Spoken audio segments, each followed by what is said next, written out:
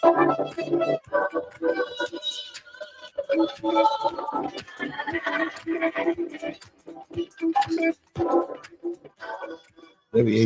1023 FM New Orleans. Of course, it is the morning, bro. I'm yours truly, Don P. Getting it in, doing it how I do it Monday through Friday.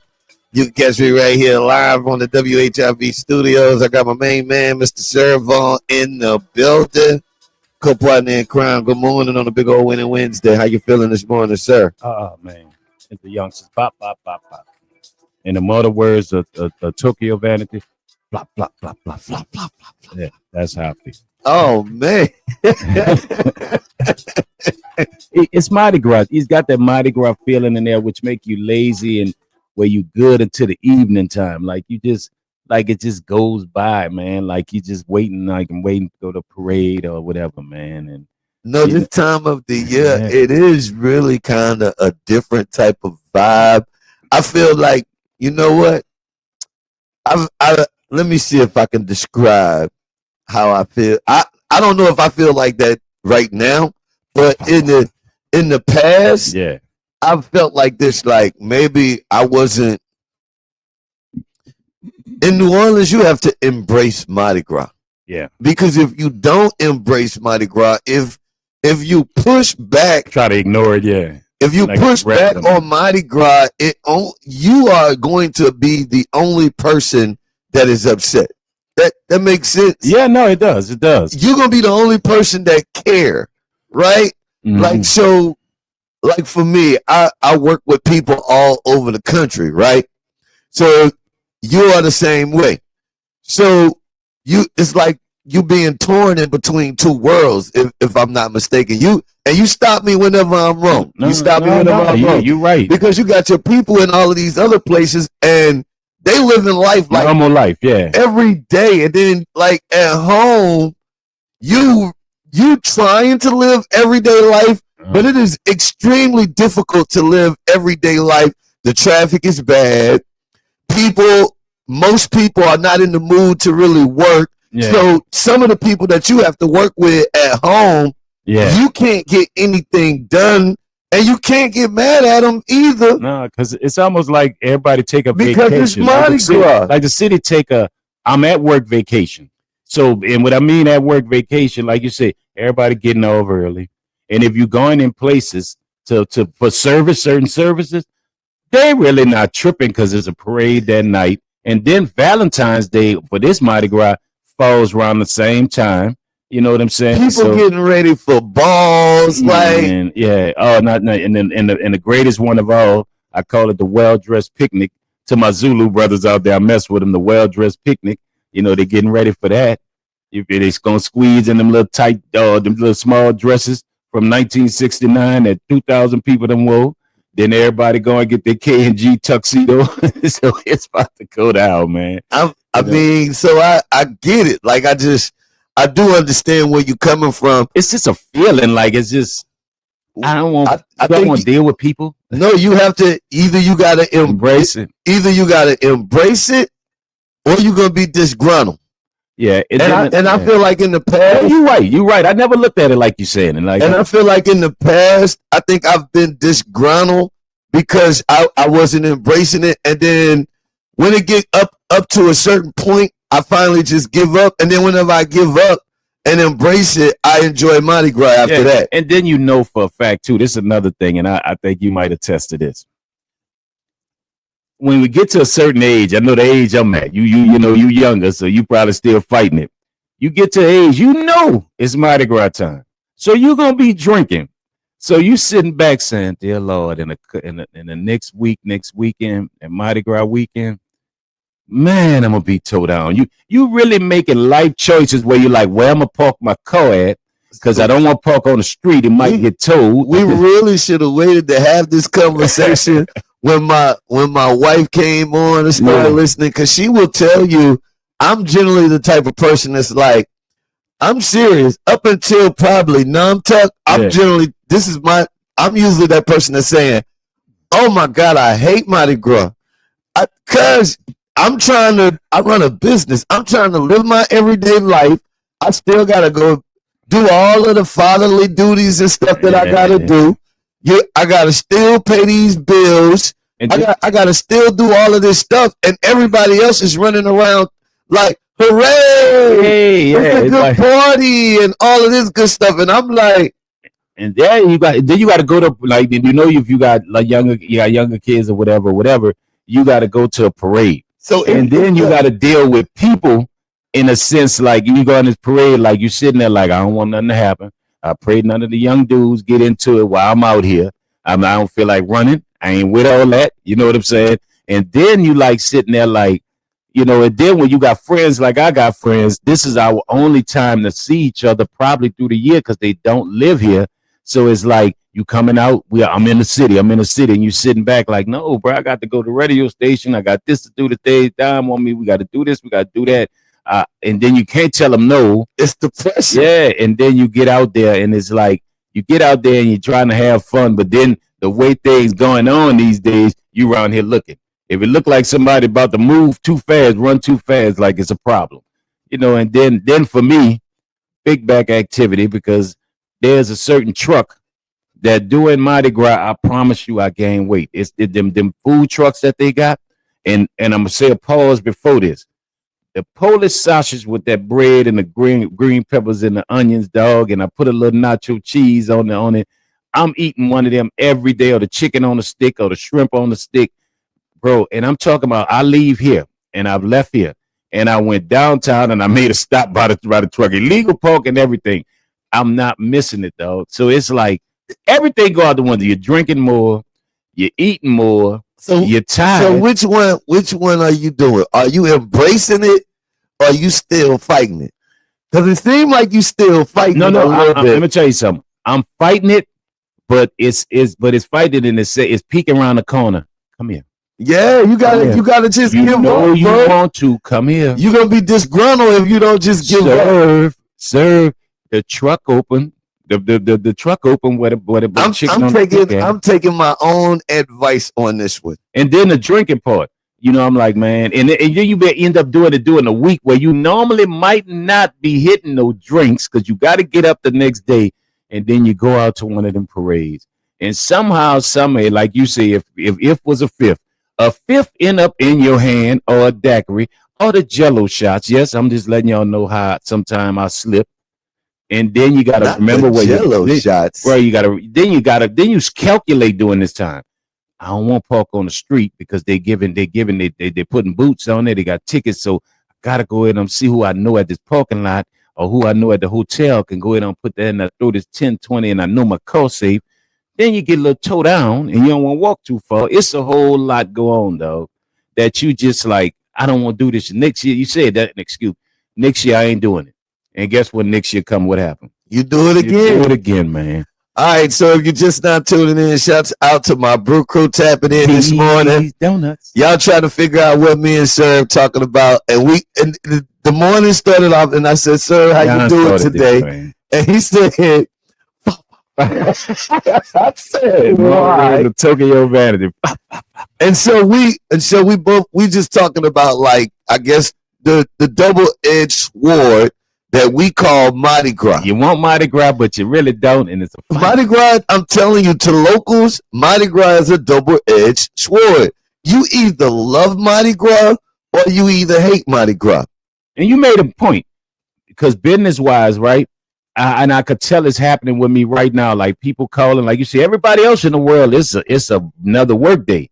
And, you know, they call and serve because, you know, some business I might have.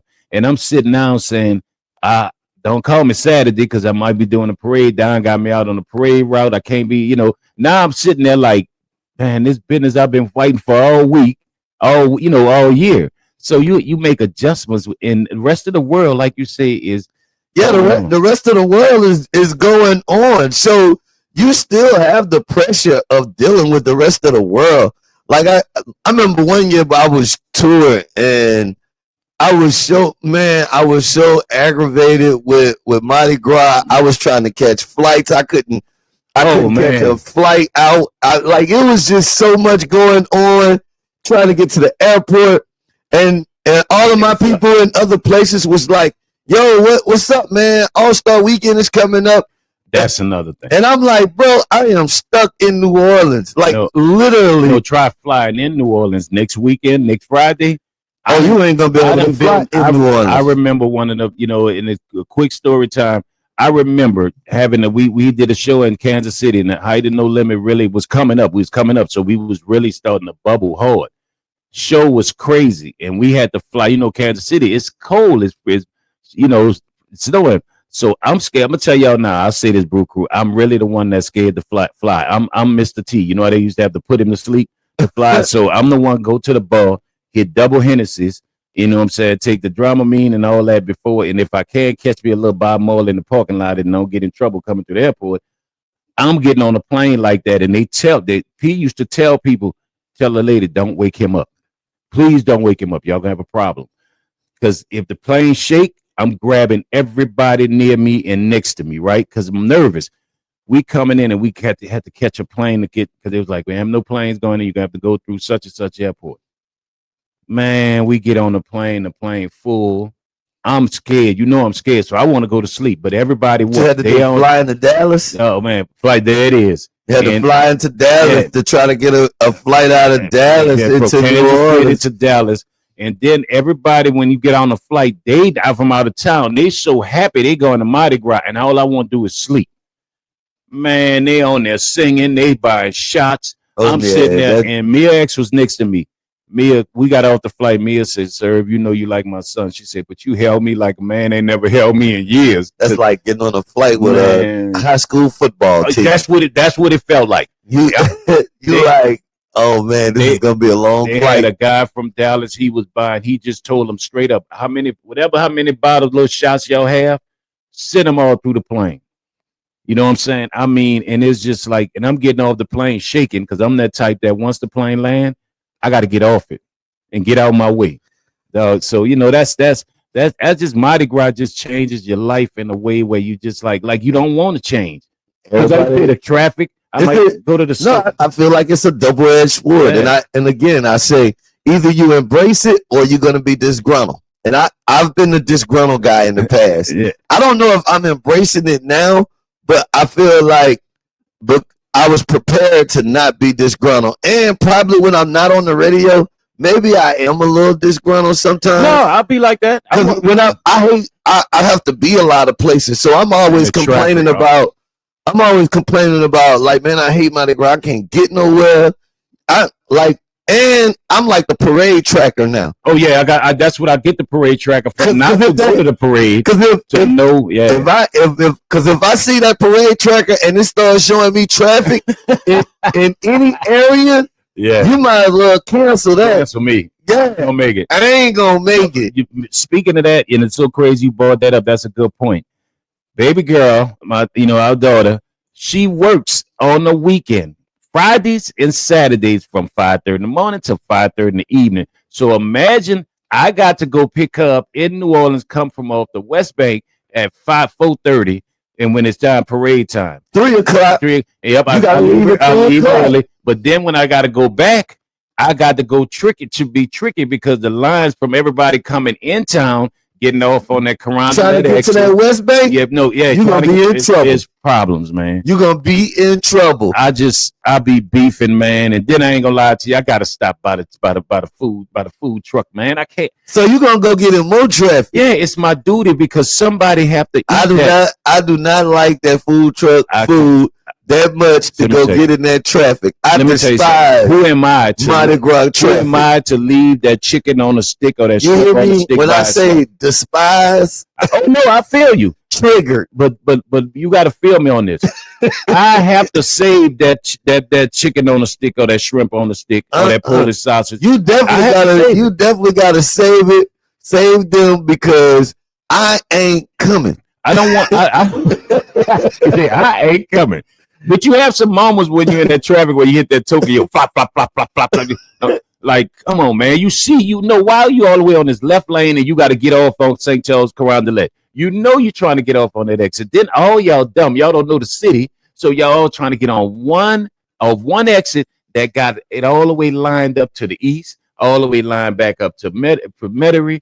And I'm like, come on. And I'm trying to get to the chicken truck and go home. I mean, to the food I had to truck. put Go that home. gospel station on when I be in that traffic. For real. Okay, I don't want nothing playing, but I don't know. Me to the king, because Yes. this driver here got me. Take me home. I mean, God, Jesus, man. I got to pray Just for you're right. just to make it today. I'm a loyal customer, and Took, look, is always the big dude that's scared to fly. Yes, I am too. Shouts out to the Brew Crew, man. Let's shout out our Brew Crew, man. Trust in the process. On the way to Baton Rouge, please be careful on the highway.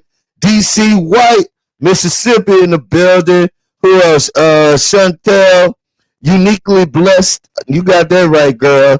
Who else we got? Tropical Goddess. Long time no see, baby. How you doing? How the kids? How them boys doing? How them boys doing? We gotta do a check. Yeah. Check on our boys. How they grades? What sports they playing now? You know they play sports year round. They pickleball. What they doing now?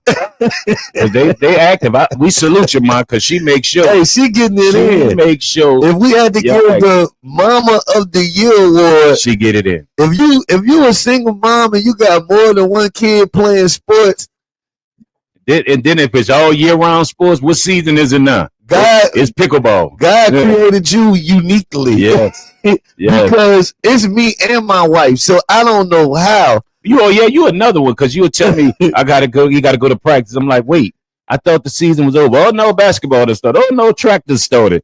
I'm like, okay, track is going on, and they recruiting him for spring football. They're trying to get us to go play spring football in another league, and look, then my wife, she'll be like, we ain't doing another sport. Now she like, and they got a New Jersey for it and everything. Huh? Now she hit me up like, well, I think it would be good for them to try a different league. I'm like, we playing in 6 leagues. I'm like, this is crazy. Let me tell you something.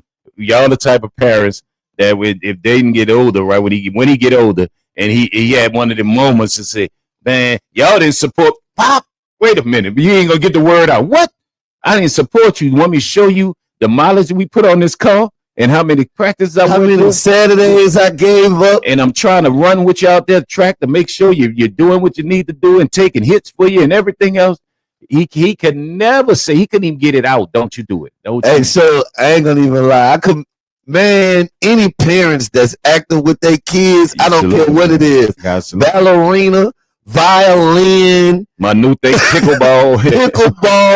Whatever it is, support your kids, man. And I salute the parents that do that, because I know from personal experience, like, it ain't easy. You know who else I salute real quick? That parent that son go first time get an instrument, is a trumpet or something, and he can't play to save his life. Oh, but you pay for that trumpet, them lessons, and you get out there and march with. I definitely give them. Get out and do what? And march that parade with them. You ain't lying. Them band mamas and daddies right now. Raise my hand. I ain't gonna even lie. To walk. I got band moms and dad right now. Y'all come to the front of the congregation. I gotta walk one with my dog.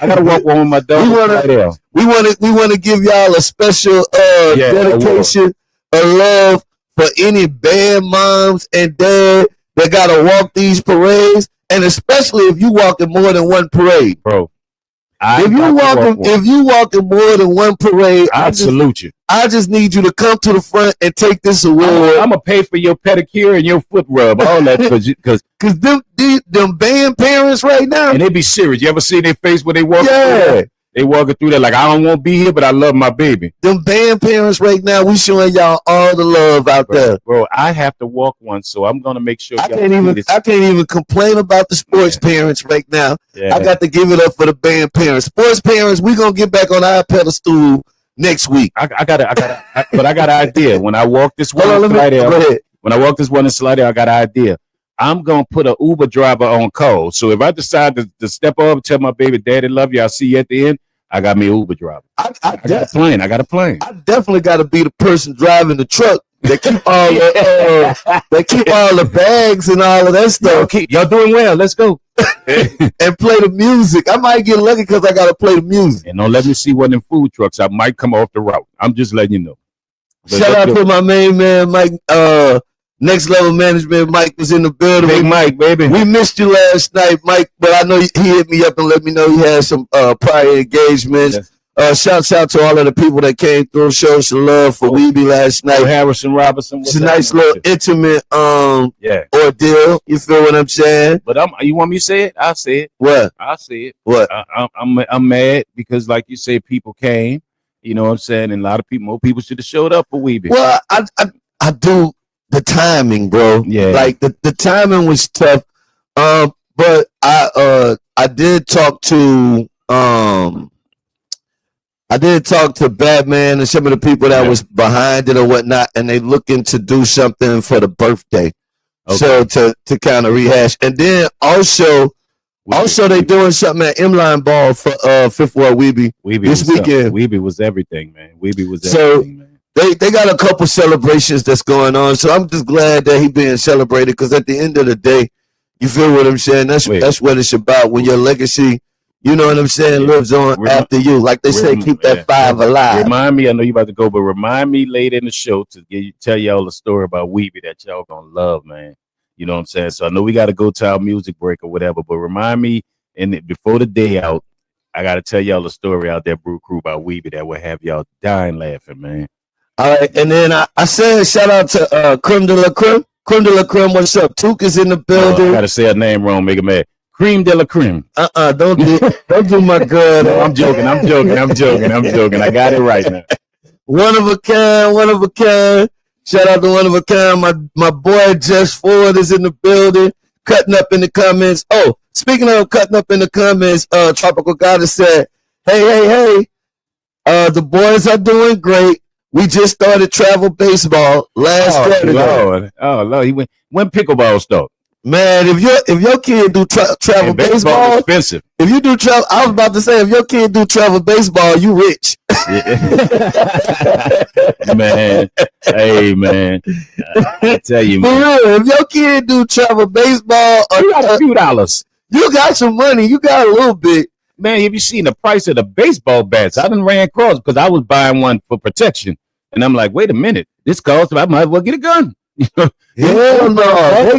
They go places and they stay for the whole weekend. Oh, man. They go to Orlando. They out there for the whole weekend. And I played baseball along with guess who? Guess who was my shortstop? Who's your shortstop? Baby from Cash Money. Yes, the music move. Not Baby from Cash Money. Brian Williams then. Yeah, played shortstop. He played shortstop and I played left field. That is funny. Yeah, man. Tropical Goddess also said, yes, shout out to the band parents and the band kids. I don't think I could do it. I'm telling you, it take a real soldier to be a band parent. Well, y'all look out for me. I might end up on the news. Any band parents besides Serve in the comments or in the chat? Any band parents out there? Tell me what to do. If you a band parent, raise your hand. Tell me what to do. Come to the front of the congregation. Front center. We got an award for you. Yeah, I ain't never had to do the walking in the parades, bro. You want me to put a GoPro on my head and so they can see what happened? Because I'm gonna leave that route. I'm gonna tell my daughter I love you. When I be sitting in my little what they call my little folding chair. Yeah. And I pass and look at you, you holding that beer, you just happy? Yeah. I'm gonna be mad with you. The whole time though, I be having sympathy. I be like, bro, I'm so glad I ain't had to walk this parade. Bro, I've been trying on different tennis so I could be comfortable. As a matter of fact, what I'm gonna do this year, I'm gonna bring me a couple little extra bottle waters with me. Well, I might need one. So whenever I see a band parent, I'm just gonna get up and give them a bottle of water. For you. This is for you. But you know what's gonna be funny? You're gonna catch that real band parent. You got a beer? Let me get that. Let me hit that right quick. You got the real ones now. You got the real ones that you done seen in the club and the one way in, one way out. As a matter of fact, I do. Won't you pour that in the I got a cup for you too. I got a cup. They ain't gonna know what's in it. I got a Tuka cup. You know the Tuka cup that you bring to the one way in, one way out? Yeah. Got one of them. You don't know what's in there. Let's go, baby. To the hole in the wall. Yeah. Oh my goodness. It's that time of the year, man. It's that time. Like you say, you gonna fight it or you gonna accept it. Which one you gonna do? It usually overwhelms you though. It really takes it overwhelms. You have no choice. You gotta go get your money, so you gotta leave the house. And then you might find yourself crazily doing this. I'm gonna come out there and meet y'all at the parade, man. I'm gonna come check one out. That's when you just embrace it at that point. Yeah. The first time, once you say, man, I'm gonna just come on out and chill. Don't do it. After you do that, it's over with. Soon. Don't do it. Miss JV5 is in here. Trust the Process was acting about Hut song with Governor Monster. She loves the Monster. But Trust the Process. He got a new song. That's what I'm about to say. Trust the Process. Go check out him and his new song, the Beanie Weenie with Game Over Skip. Game Over Skip. They doing the dance, the new with the Beanie Weenie added to it. Go check it out. The song and Monster doing his usual. He doing his thing, man. Monster said, I'm about to show y'all the greatest bounce artist ever. And I'm the best bounce dancer. Now, hey. Monster is guaranteed to entertain. That's a dude in good shape, man. If he don't do nothing else, he gonna entertain. He gonna entertain, bro. If he don't do nothing else, you could say if he was on the short bus, you could say what you want. A true entertainer. He's a true entertainer. He's been doing it for a lot. And he a football coach, man. He worked with the kids, man. Monster good, man. You know what I'm saying? He good. He tell you he from out that 10th ward. You don't know who you know, Buck. Don't be talking him and 10th ward, Buck. Get into it, Buck. You don't know, Buck. You don't know that. So I love him though, man. I'm glad he got a new song out because I think Subtweet Sean pushed him to the edge. The new bounce area because they was on another show, good show that we see out there. And the Uncut Feelings or something like that. The barbershop show. And they was getting into it. And Monster was talking about you don't have hits. You know what I'm saying? And oh man, they was going there. And I think that they lit a fire under Monster, man. So I think we about to get a lot of bounce music coming up. You know what I'm saying? So it's always that bounce got more beef than rap beef. They be beefing out here. Well, it's not all over the country, but here, bounce be going at it. When you watch, I watch the show bounce like they wasn't beefing for real. They was just talking about the music, right? Yeah, the music, not beef. Like when I like that little friendly competition. Yeah, but that's what rap was built on. See, it was somebody else that they came out. It came out and they was kind of having a little friendly competition with each other. Obi, who else? It was. I like to see the friendly competition. I don't want to see it resulting to violence and stuff like that. But it never turned to that with bounce. But I do like to see the friendly competition, like my single versus your single. I think that produces good music. Remember rap. That's what rap was based on. You know what I'm saying? Like who the best, most egotistical sport in the world. But with bounce. What I love about bounce from back in the day, I happened to grow up off 6 and B by Club Newtons and see what bounce really was. You get up there, Don gonna get up there and he gonna jump off with it, right? And then Soulja Slim might come in there, he gonna jump off with it. They gonna talk about who rocked the crowd the best. You know what I'm saying? Juvie, when Juvie was young, bounce for the Juvie, he was in there. UNLV was in there. I'm talking about they used to go at it and they would argue after outside the spot. Oh, who rocked the crowd? Who made the crowd? Who wasn't the hardest? It was who wasn't the most gangster. Who had the crowd? Who had them bent over? Who had the crowd popping? And that's what bounce was built on. Who was that one that can rock that crowd and keep it popping, man? And then, it was friendly competition. It was never okay. We beefing, we fighting. Right. I like I don't mind a little friendly competition. I don't think it's supposed to get personal. No. But rap was built on that. Rap is music. It's supposed to be fun, right? But you think about it. LL and who was LL when Kool Moe Dee? Yeah, it never turned into a fight. Because that's what it was. Like who had the best bars? Yeah, boy, that boy Kool Moe Dee. I ain't gonna lie, I hated Kool Moe Dee because he went at L. I'm just telling you. All right, man. The number's 504-623-9448. 504-623-9448, man. About to get ready to open up the phone lines. Big old winning Wednesday in full effect. Because in Morgan City at 105 The Breeze, they called. So my Brew Crowd made that challenge. Call us. Oh yeah, man. Morgan City, they be lighting the phone line up. And they can't wait for us to get back. They wait, man. They called yesterday. They said, man, y'all coming? Yeah, we coming. They said, are we coming on Friday? I said, with bells on. There it is. I'm about to go on the road with Dom. Oh, y'all pray for me, man. On the road again. This dude got 24 stops and they all I can't wait to get on the road again. Where all the good beverage spots is at. I'm going to tell y'all that now. Sir, just always trying to make me and Took sound like we just a bunch of drunks. Hey, I'm the driver. I'm the driver. Man, anytime this man could go behind people bars and get his own drink everywhere. Here in New Orleans, on the West Bank, out in at Homer, Morgan City. I mean, hey man, you a big deal, brother. Nah, man, it's just a lot of love out there. It's good. It's good people everywhere. Man, let me tell you something. That's one thing I have to let people know. It's good people. It's good people everywhere. When a man walk on the patio and everybody in the conversation and they all stop and they just like, you know, they haven't seen their long lost cousin who did 40 years in prison. I'm everybody's favorite cousin. There it is. And they went down. You remember? And I'm sitting there like, this dude, who else he don't know? Hey, I'm everybody's favorite cousin. I can't help that. Yeah. I can't. That is something I can't help. Hey, that's a good thing though, man. I'd rather be liked by many than hated by a few. You know what I'm saying? And genuinely liked. I'm not talking about fake because of what I could do for you. I'd rather that. You know what I'm saying? You know what I'm saying? So well, we talk about that all the time. Like, you know, that you just don't get a chance to feel that untransactional love anymore, like, or just, you know, people just genuinely care for each other without transaction in between each other, or people that's gonna rock with you through the good and the bad. Yeah, definitely. You know, being in the music business, I think that's important, man, to be able to rock with each other through the good and the bad. Like, oh wait, I mean, that's when you could tell. You can tell, yes. like, you know, okay, anybody could be a good friend when, you know what I'm saying, when the party is popping and the lights, like Pac said in the song that I love, he said, when the lights and screams scatter, only my dreams matter. And when I take through that, it's like when the lights and that screams out there, okay, you're a good friend. But when it's quiet and it's dark, you know, and the phone ain't ringing, will my phone ring and you saying, hey, bro, you all right? What's going on with you? What you doing? You know what I'm saying?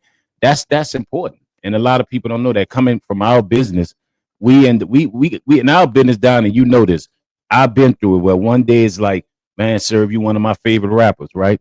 Put another album out and maybe don't like how I did it, and man, you trash. You know what I'm saying? And you sitting there like, man, you just was it pushed me to wants to do a song on my album because it was good a week ago. Because I had a dude kept saying F you serve, you know what I'm saying? So what I did was I did a song called F You Serve, and I said, what I'm gonna do is I'm gonna make money off you hating me. But that's the way it be in our business, Don. You know that. They'll say, Don, man, you the best DJ, you the best radio guy, and then something will go on, and guess what? Man, Don P ain't right. Yeah, Don P is scared, you know, all that stuff. We just experienced that. Right? The smile in your face. Yeah. Every time. They want to take you. They hit you with 2 knives in your back. They hit you with one. But that's the way it is, man. And like you say, when the times are bad and it's dark, you know, can I look over in the dark and you say, bro, I'm right here. You know what I'm saying?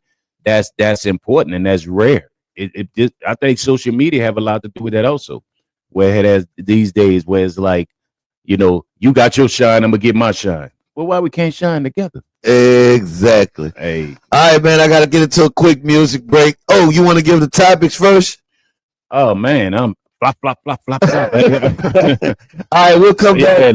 We'll come back after the break. I ain't gonna lie, y'all. I ain't do my homework, Don. I ain't do my homework. I got you. I got your back, bro. We're gonna come back because the food truck would have happened when I was doing it. But go ahead, we're gonna come back. I'm gonna come right back after this song, and I got the topics for the day. We're gonna get into it. This big old Winning Wednesday. Hit that like button. Hit that share button. Brew Crew, this is important. Hit that like button. Hit that share button. Share it with 20 people. Type down in the comment.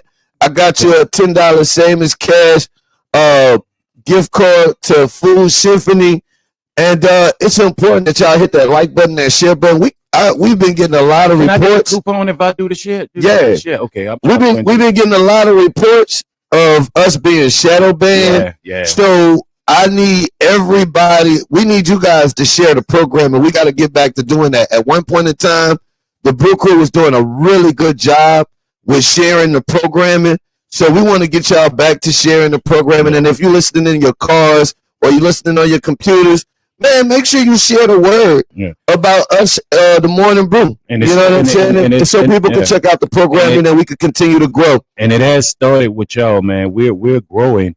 And, you know, Don got us growing in different areas now, really growing, but it started with y'all. You know what I'm saying? And so we definitely thank you. And I know Don definitely thanks you because of what all y'all built. So, how it goes. So we gotta go into the music break, man. But share, please share, man, so we could get out the shadow bank. We in jail. Let us out. Keep that station locked. This 102. Flop, flop, flop. I gotta hit you with the flop, flop, flop. I was about to say the wrong station. Oh, daddy, you working too hard, brother. Where am I? When you hear real good news, the way you laugh when you're feeling amused. I wanna cheer you up when you have the blues that they never wanna lose. You and you feel the same way too. You can identify with me, and your heart is lonely. This one goes out to you. This song is dedicated to all the lonely hearts on the dance floor tonight, waiting patiently to love of life. Another song, say you know that everything's gonna be alright. It's a matter of time, so go ahead and have yourself a real good time tonight. I see you out there. Moving like you're releasing all your cares. Moving like you understand that this is just another season you gotta go through. It gets real hard some days. But you know there's always a purpose for the pain. Do what you gotta do to release what you can't control. Found yourself in the moment. Go ahead and let it go. And let it have a good time. Release what you can't control. Give it to God. Time to let it go. Everything's gonna be alright. This song is dedicated to all the lonely hearts on the dance floor tonight, waiting patiently for the love of life. This is another song, so you know that everything's gonna be alright. It's a matter of time, so go ahead. WHFV 1023. Hit that like button, hit that share button.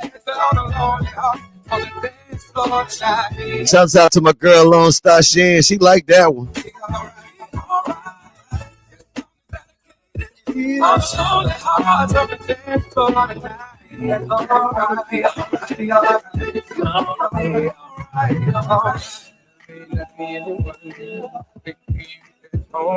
Right now, there's the dance floor full of lonely hearts. And when you're singing this song, that's what you should focus on. Right now, in this moment, there is nothing wrong. Let your head down, move to the beat, and sing along, sing along, sing along.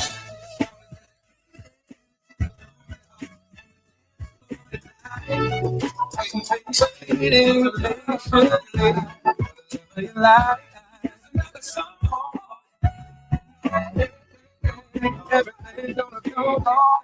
Go ahead and have yourself a real good time. Have yourself a real good time tonight. You deserve. WHIV 1023 FM New Orleans. Of course, it is the morning brew. I am yours truly, Don P. Getting it in, doing it how I do it Monday through Fridays. You can catch me right here live on the WHIV studios. Welcome back. Welcome back. We got a dope show lined up for you. It's a big old winning Wednesday. The number is 504-623-9448. 504-623-9448. Shouts out to Trust in the Process. Darren, where you get that shirt from? Wifey bought this one. I ain't gonna even lie. You gotta ask her where she got this one from. This was a gift. One of these holidays recently. Yeah, I see. Look at you. I see you got your slim fit going, man. I mean, that's all right there. The pause, I checked that out earlier. I didn't want to say nothing. Because it's trouble out here these days when you pass. Hey, man, you look nice in that shirt. Nah, somebody hit you. I know you're not like that, but they hit you. Yeah, I'm not gonna take it personally. Thank you for the compliment. Yeah.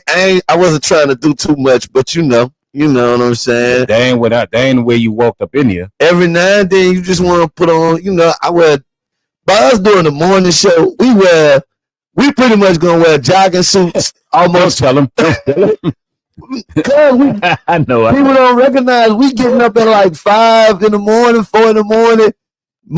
I done came in here with, I ain't gonna lie to you, ass your kneecaps with shorts on. Y'all just couldn't see the shorts. Man, back in the old school days of radio, boy, I would have been came in here with my pajamas on. Oh man, you know, would I come in here with flip flops on? I tell you the truth. It might be Nike, you know, right. Adidas, you know what I'm saying? So you know, when you're doing a morning show, you typically don't dress up. So, but every now and then I might see something in my closet, or I have meetings. Like my cousin said, you're looking like a businessman. Yeah, I might have meetings and stuff like that throughout the day, and people be so judgmental. So sometimes I want to put on something decent to go into a meeting. I don't want people to. You ain't gonna come in there with the Pooh Shiesty mask on, huh? Right. Go in there looking like a YN. I'm about to come. Let me in there, through there, whatever they say. Right. So every now and then, I like to grab something, a shirt or something that I like to wear, put on. So thank you for the compliments, man. Really thank wifey. She picked that joint up. Yeah, you getting that age where wifey got to pick your clothes out. I know. I'm the same here. Because she'll look at me, why you didn't wear it? It's really, your wife remind you of stuff she bought you and you didn't put it on? Yeah. You see you leaving? She'll be like, you must didn't like that. You look all right. She reminds me, you look all right, but why you didn't put on that shirt that I got you?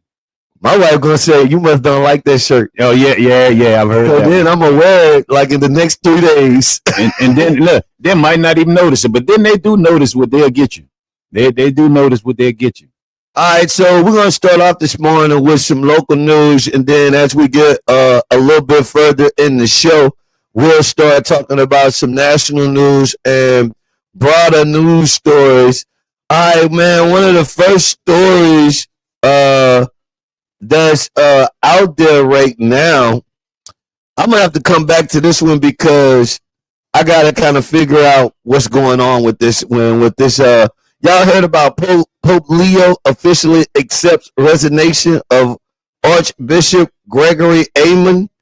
Why is this Archbishop resigning, and why is that news? They took and redacted. You know, there's no more redactments on them in them Epstein's files. A lot of names, bro. A lot of names, man. And so that's what this is about. Let me tell you, yeah. And with this bishop. But you know, with the Christians might get mad at me because I'm a Christian. I believe wholly in my Lord. I think we're gonna agree. No, I'm saying no. You know, a lot of stuff be said. I'm not agreeing. No, a lot of stuff be said about the Vatican and stuff like that and things like that. So the power of the Vatican and situations over the years, you know what I'm saying? So, I mean, and then I think I did read something about certain, even all stuff with the people, Epstein. I mean, Epstein was everywhere, but this dude he was like a weed salesman. He was everywhere. He was dealing with everybody across the world, dog. Everywhere. I was trying to say that yesterday. Like, yo. This dude was everywhere. They got so many files on Epstein. And you got a dude named Buddy that worked outside that sell lemonade back in 72. So Buddy was on Epstein Island. So now we trying to decipher who was eating kids and who was not. Wait. So you trying to, that's deep. I'm just saying, bro. Keys, what up, baby? I'm just saying that's what we dealing with, man. They got everybody name in that joint. You feel what I'm saying? Could you imagine if they put the list of names, period, how long that list would be? And us, the public, me and Serve on the radio arguing about who was eating the kids and who wasn't. Because we really don't know. And then now black people we don't. And black people we always be funny. We are hilarious. But one thing in our culture, we're hilarious, right? And I was talking to DJ KLC yesterday, and KLC had me dying laughing. He said, because one out Moby Dick, right? Who's from Morgan City. He said, Moby called him. I saw your name on Epstein. And KL was like, for real? Hey, KL, you don't go outside. That's why he said, I'm just saying, everybody else's name on it. You know what I'm saying? It's like, man, what's going on, man? It's crazy. Epstein was that dude in the hood that used to sell weed, and he know everybody, and he dealt with everybody. I'm just saying, he was selling. I mean, he had planes. He had all. The man had an island, man. But that's what I'm saying. So he had a lot of things that, like, man, if I had a certain type of money, my name could have easily been on there because I would have been like, oh, he got the planes for the low. Let me call him right quick. He got the planes for the low. Yeah. Come on, man. You know we love a good deal. Love a good deal. And then you end up in the. Nah, I'm in the Epstein file. No, not better than that. Then you were supposed to be going to Atlanta, and it done took a turn, and you're on Epstein Island. Yeah. Oh, no. I don't hooked up with. You're like, I'm hungry. Well, I'm here. I'm hungry. I don't hooked up with Chris Rock. He talking about he going to do a comedy show. Is that Bill? Where you doing a comedy show at? Man, we going to the island. It's Bill and his. Nah, I'm at the island. No, you bragging first. Yeah. Man, where you going tomorrow night, sir? Man, I'm going to the island. In the Stella Club Stella. I'm going on the island with Chris Rock. Yeah, me and Chris Rock about to be on the island See together. you later. How was that island? Now I'm in the Epstein files. That's how easy it can happen. And we got to say this. I'm in there twice because I rented the plane. Oh, God. Yeah, I'm in there twice at this point. I rented the plane. I went to the comedy show. You feel what I'm saying? One more time, I was eating kids. Oh, Lord have mercy. I'm telling you. I'm hungry. What y'all got to eat out here? I ain't trying to be facetious. I'm just. And let's say this. I'm just giving more than one. Let's say this. We little humor within it. Yeah. But I do all victims, because I don't want to make light about anybody that was victimized in this particular situation. Definitely. I'm glad that you gave that disclaimer. But it's really, you really speaking real because, you know, being in the business you and I in, you know, like I told you, I ended up in Beverly Hills and, you know, man, we're going to go to this party, sir. And the person I was with was like, we got to go. It's 12 o'clock. We're going to go to the Central. Man, I remember one time. And I'm like, wait a minute. I thought it was so cool, boy. I remember the first time I got my little. As a matter of fact, it was an Airbnb. Process Helena Moreno and Epstein. I had my homie had hooked me up with a nice Airbnb in Hollywood Hills. A nice one. I thought I was living so live. And I thought I was so lit. Just don't know. I was 2 blocks from a Diddy party. Just don't know. Just don't know. For real. You was one lonely walk away from believing, because once you go in the Diddy party, next step level up is what? Epstein. I just be keeping it real. Man, I am over here trying to get a drink, and I could have been at the point. I'm a snitch. I'm gonna tell you like this. I'm a snitch. Me too, though. When the Django movie, the rap party went down here, I went to the rap party. That's the only difference, though. That's the only difference between me and some of these other people. I'm telling.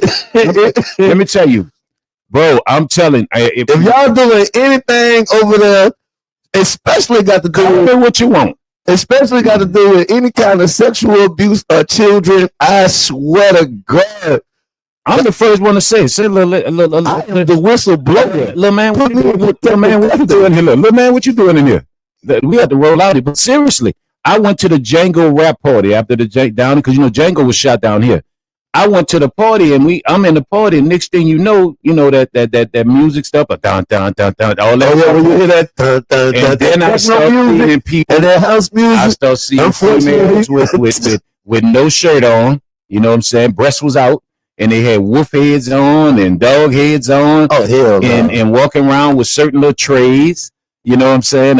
Your party favorites. And I said, well, I've had enough. I've got to meet Jamie Foxx. I'm about to roll up out this party. And it was at the Praline Connection thing. I went a Django rap party because I knew some of the producers on when they were shooting it down there. Oh hell no. Yeah, man. And that type of stuff happened in Hollywood.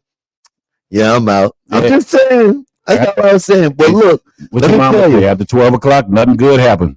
Look, well, this was going on with this Pope. Pope Leo officially accepts the resignation of Archbishop Gregory Amon. Gregory, what you did? Most they said Reverend James Chico will take over Archbishop of New Orleans on Ash Wednesday. Wait, what's his name again?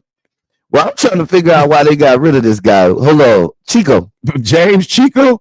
That could have mixed you. I could be enunciating that wrong. Ice could really run up on him, but didn't know your name, James. Yeah, I definitely could be saying that wrong. James Chico. They say the Archdiocese of New Orleans announced Wednesday morning that Pope Leo has officially accepted the resignation of Most Reverend Gregory Amon as Archbishop of New Orleans. Oh, I think he resigning because of all of the stuff that happened. Archdiocese of New Orleans' years-long bankruptcy officially ends with agreed settlement. I think it was because of all of the molestation cases and stuff like that. Kids, yeah, and they finally settled that case with all of the survivors and stuff like that. And so now that case has been settled, I guess the Archbishop has said, let's start with he resigned, let's start with a whole new slate, clean slate. But you can't clean that slate.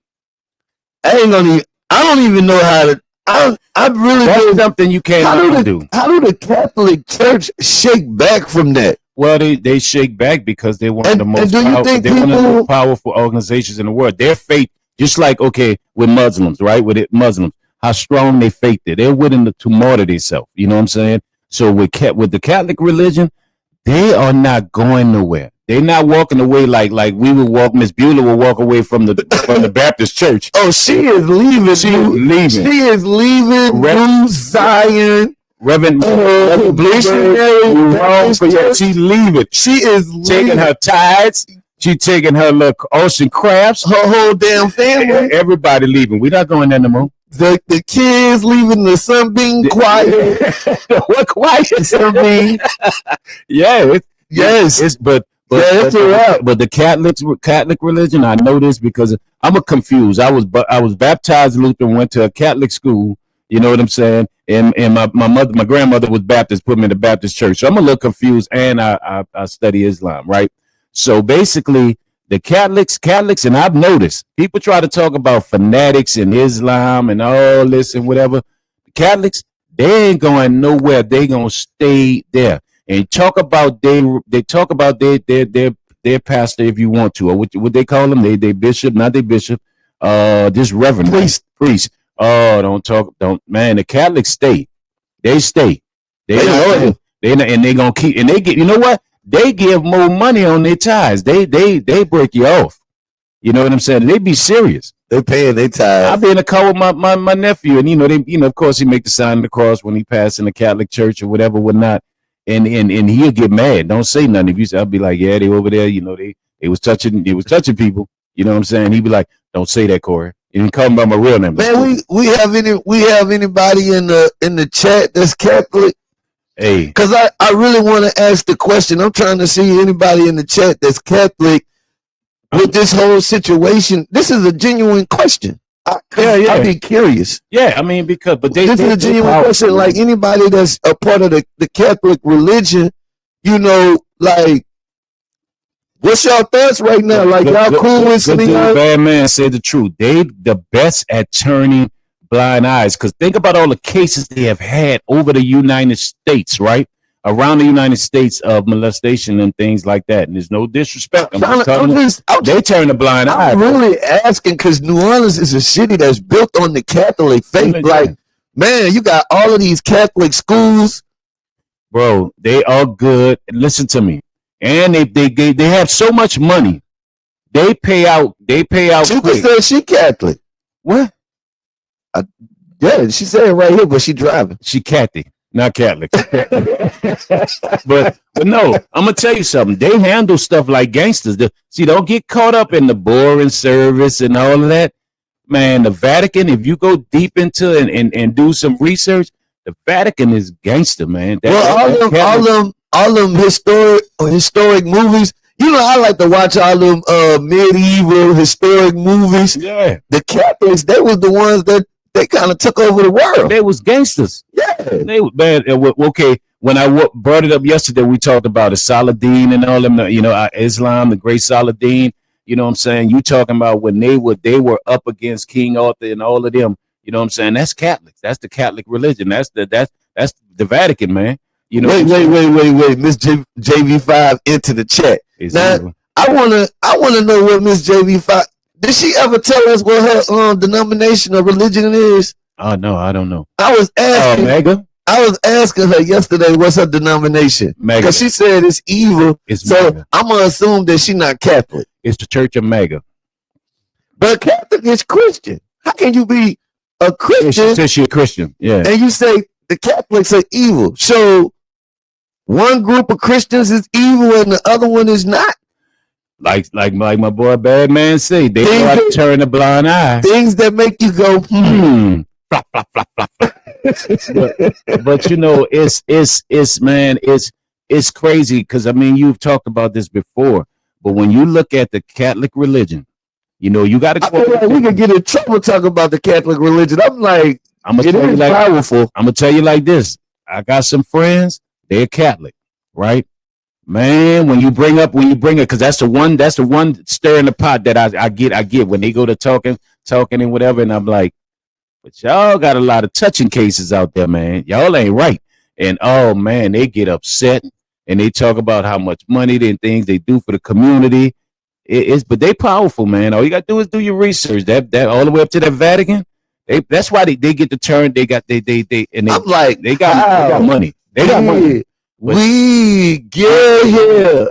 I don't know, man. but that's real talk, man. Real. Nobody's supposed to be. How did we get here?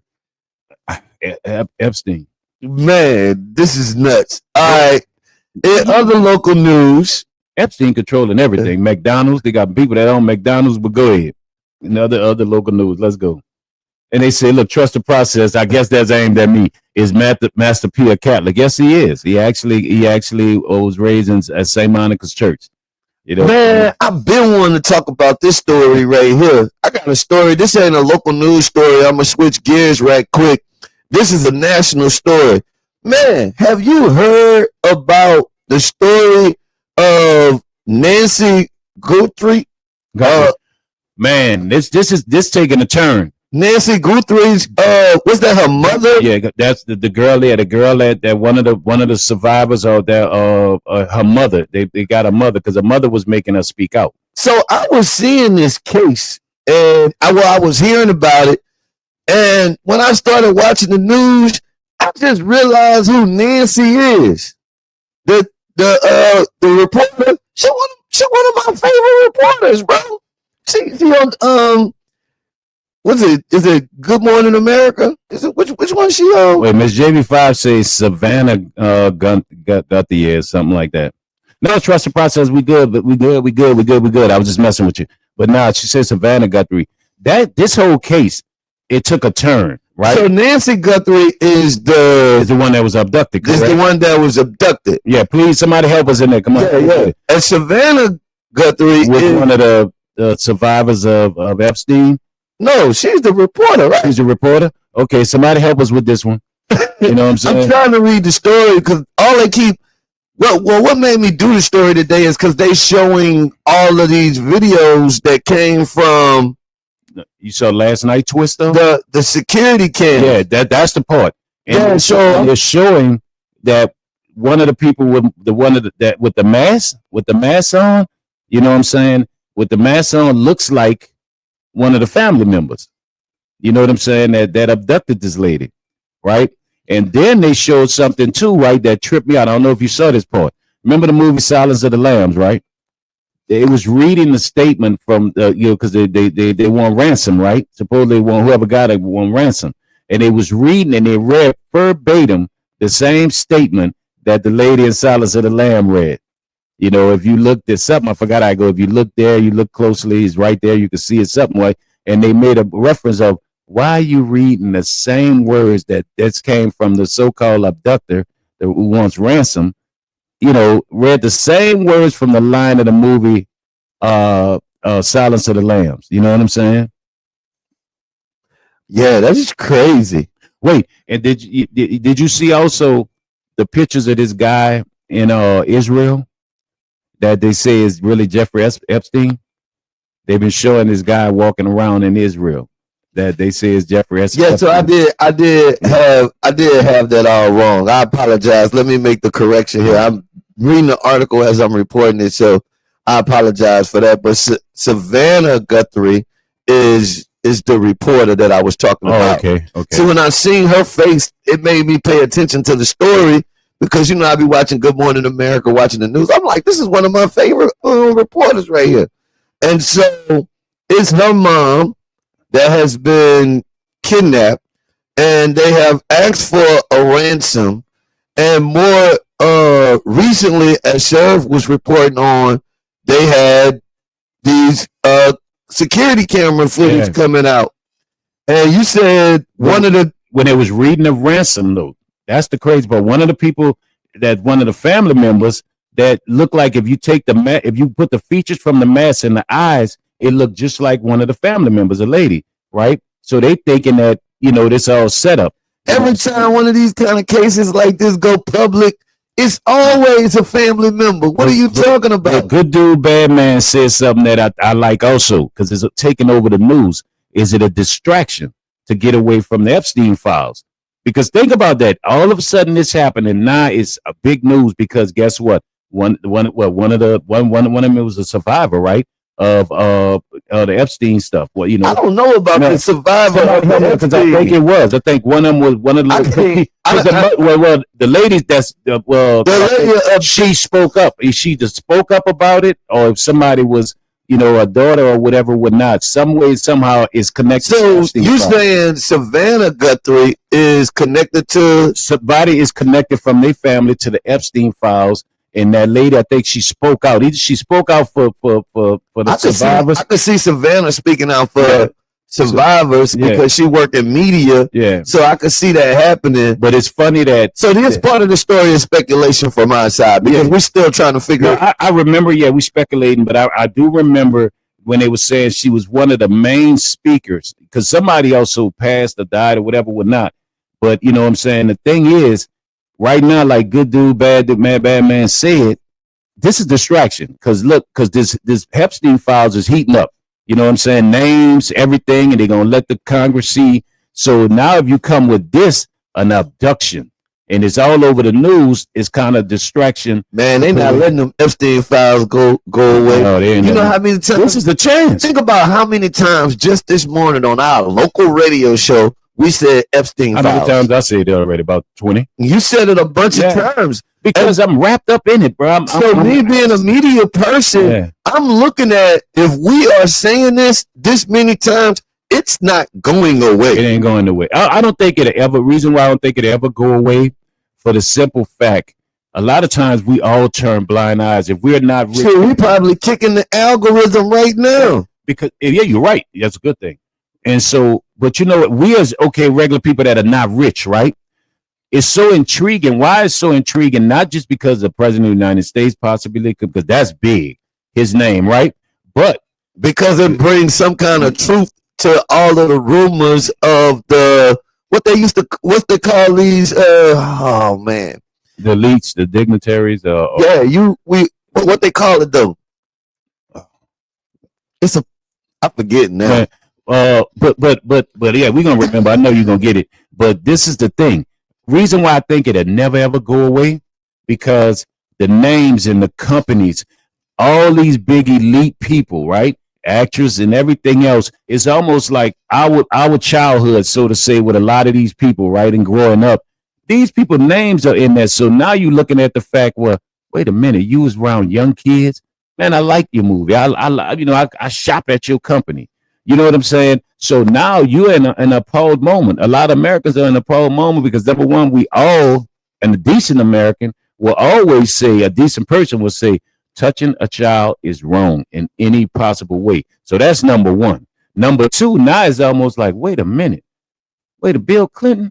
Oh, wait a minute. Hillary? Oh, wait a minute. Chris Tucker? Not Chris Tucker. Really? I don't watch all the movies. You was one of my favorite comedians. So you was standing by watching this stuff go on. You know what I'm saying? Allegedly, right? Right. So that's it's going to always be there, because it's taken away from people that, we should always only praise God. That's it.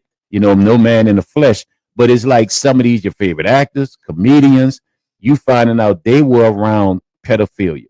You get what I'm saying? So it ain't going away. It's not going away. I'm going to have to look in that. I'm still trying to figure out how this case got to do it. I'm going to look it up. Look it up. Why good dude, bad dude do me that, man? He said, we're not rich. Coming from a multi-platinum artist is hilarious. Hey, brother, let me tell you something. I keep my finances to myself, brother. He said hilarious. Yeah, hilarious. Yeah, hilarious.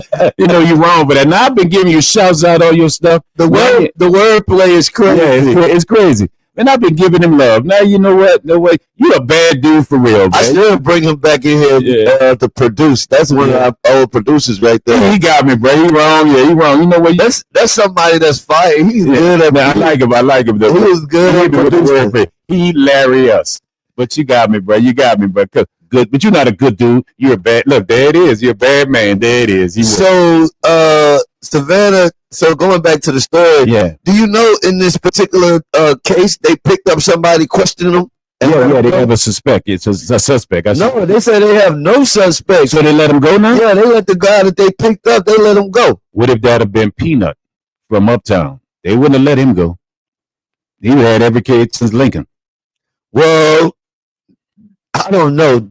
That would have been Peanut from Uptown. He probably would have went to jail for a crime he didn't commit. He had a warrant anyway. I'm sorry, Peanut. I'm sorry. I mean, this sounds like something from a movie, though. It is. Wait, I'm telling you. You said Silence of the Lambs. No, listen to me. I'm serious. They was reading the ransom letter. Now, this what made me say this fake.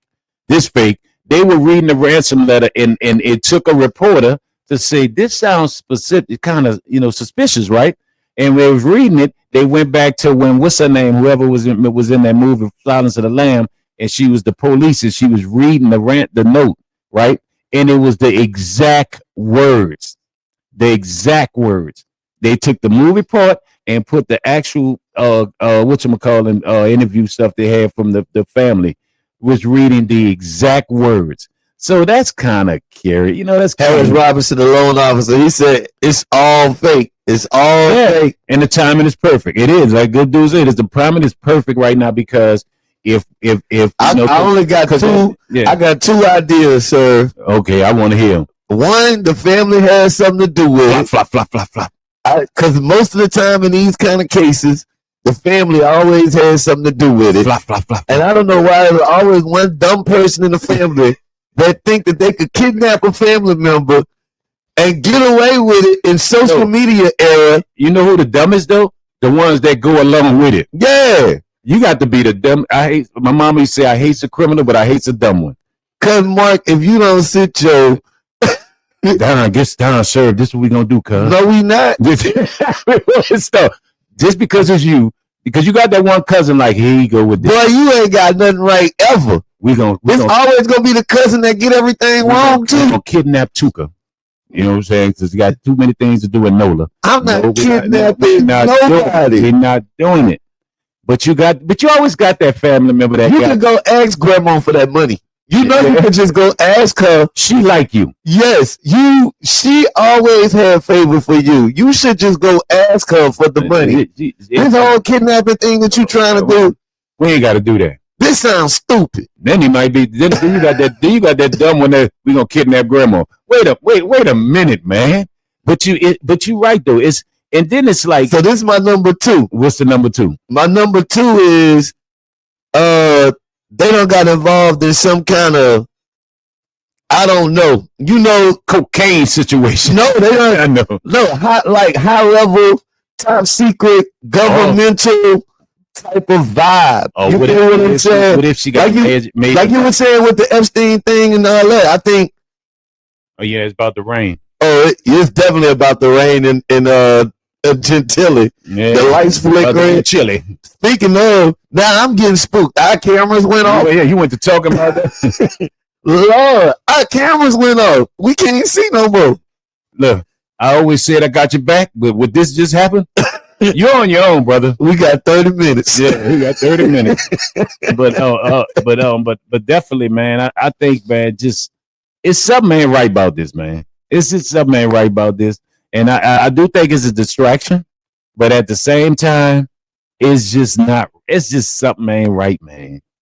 You know what I'm saying? Like get the money, man. What y'all ever trying to do, they trying to get ransom. And know what? I want to know how much the ransom was. Nobody never said how much the ransom was. I didn't. I ain't hear nobody say how much the ransom was. I'm gonna add number 3 to you to your number 2. What if the person that's kidnapped, they got a will with a lot of money they're gonna leave people.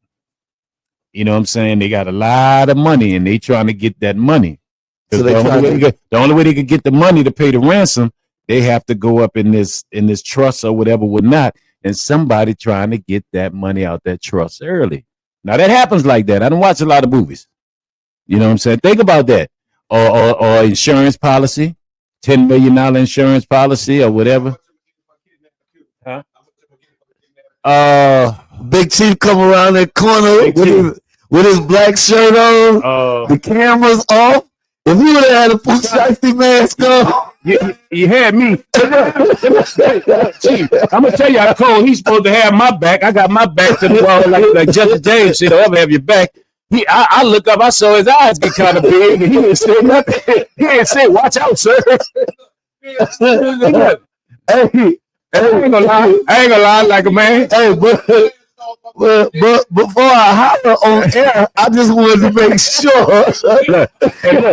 like a man, somebody. A lot of men ain't gonna say it. When I turned and I started pointing the finger in that black shirt, I had a little drip. You know what I'm saying? Whoa, I'm a little scared. I'm a little scared. I got the man. Yeah. You know how you got to take 10 seconds to man up and say, "Hold up, man, don't play with me." Yeah, he walk around that corner. I was like, "Oh, okay." He did. You know another thing? He done did that before because I ain't here. Yeah, that was a friendly. I was like, "Oh." He had a flashback because I ain't him. He done creeped up on a few people in his days. You know? I didn't hear nothing. And you didn't even do a buck eye like sir behind your back. Like grandma used to say back in the day, "Hey, I need to hear you when you walk." Walking on light footed around. Don't pick your foot up. Announce yourself. Announce. He said, that's why they put the bells around El Gato Negro. Yeah. Kept them bells. You saw that in the movie Django. That is funny. Boy, we thought we was a part of the Nancy. Oh, there it is. And you just cameras went off to let me go. The lights flickered. The cameras went off. I said, if they'd have kidnapped me, my kids would have still go ahead and keep him. Him. They said keep him. I would have talked to him out of it. I'd have been like, bro, this is way too much work. What you doing this for? They ain't gonna give you nothing for me. What you doing this for? I got somebody better. I promise you. Hey, let me tell you something. I know somebody that knows somebody that somebody is a somebody. Like, for real. Hey, you ain't gonna you can get away with it. They're easy to get. I tell them everything where they go. They're easy to get. Right. They're gonna stop by the store, get a pack of Cools and a half a pint at Brothers. I'm telling you, I'm gonna try to run, I'm gonna fight back and all that, and my bank account ain't even worth what Kevin Hall say. The way my checking and my savings work, it is not worth that trouble, bro. This is not a good lick. It's not. You ain't gonna get much. I'm gonna let you know right now.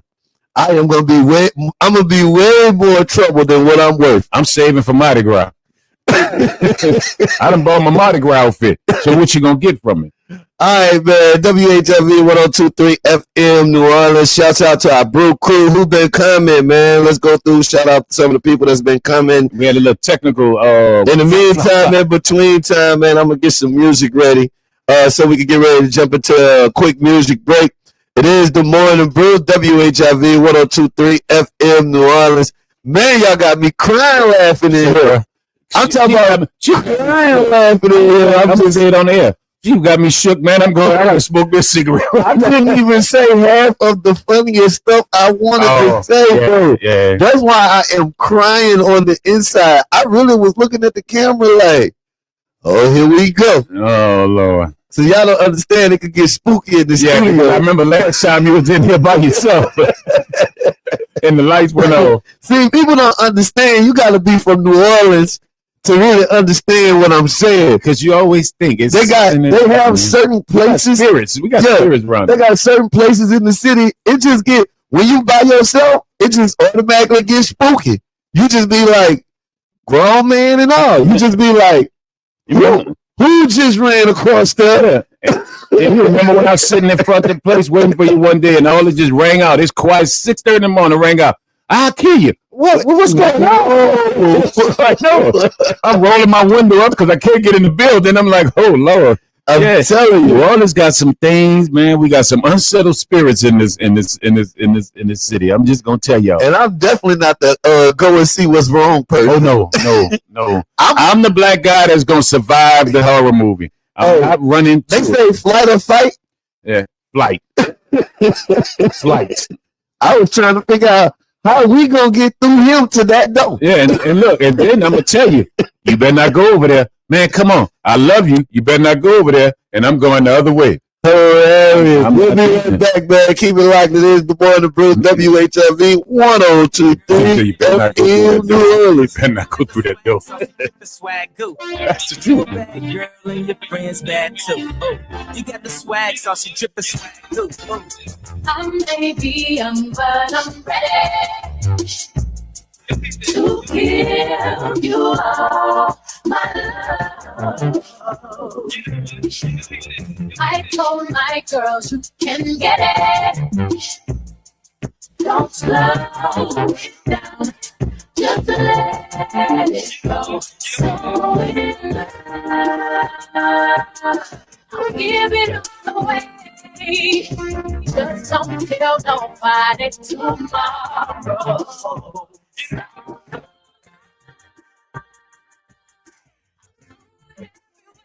I can feel the morning light. We like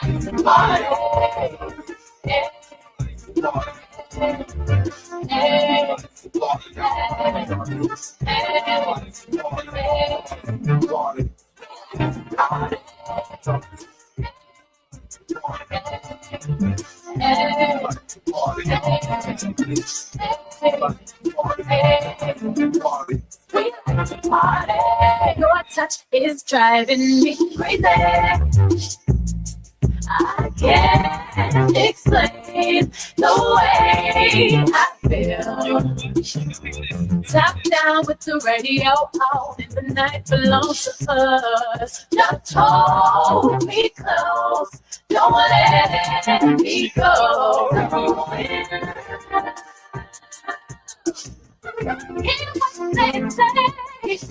Don't hurry if they talking tomorrow.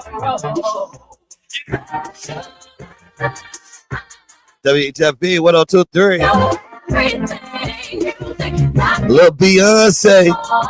Sing it with me one time. We like to party. 3,000 degrees. I ain't worried about them Republicans over there, but they worry about me. I got a homeboy named Butter and another homeboy named Cheese. Hit that like button, hit that share button, man. Coming back just in 1 second. It's for real low, brain real low. Kiddo say he looks up to me, this just makes me feel old. Never thought that we could become someone else's hero. Man, we were just in the food court eating our heroes yesterday. That's the way. Every single morning I try to pray. Grandma and them, they never forgot. Nothing else really mean nothing to me. I ain't studying to be. Talking to me, girl, why you up with me? Move on, ain't nothing to sleep. Always on the song, I'm the raw, off the rip. Talk to him, all of them will remember the men that they feel in love with rap. Black like having your cousin back there, blue like when that grin is due. We like to party. Give it all away. Just don't tell. I know somebody on that radio singing with me right now. That boy shit back like that. Back.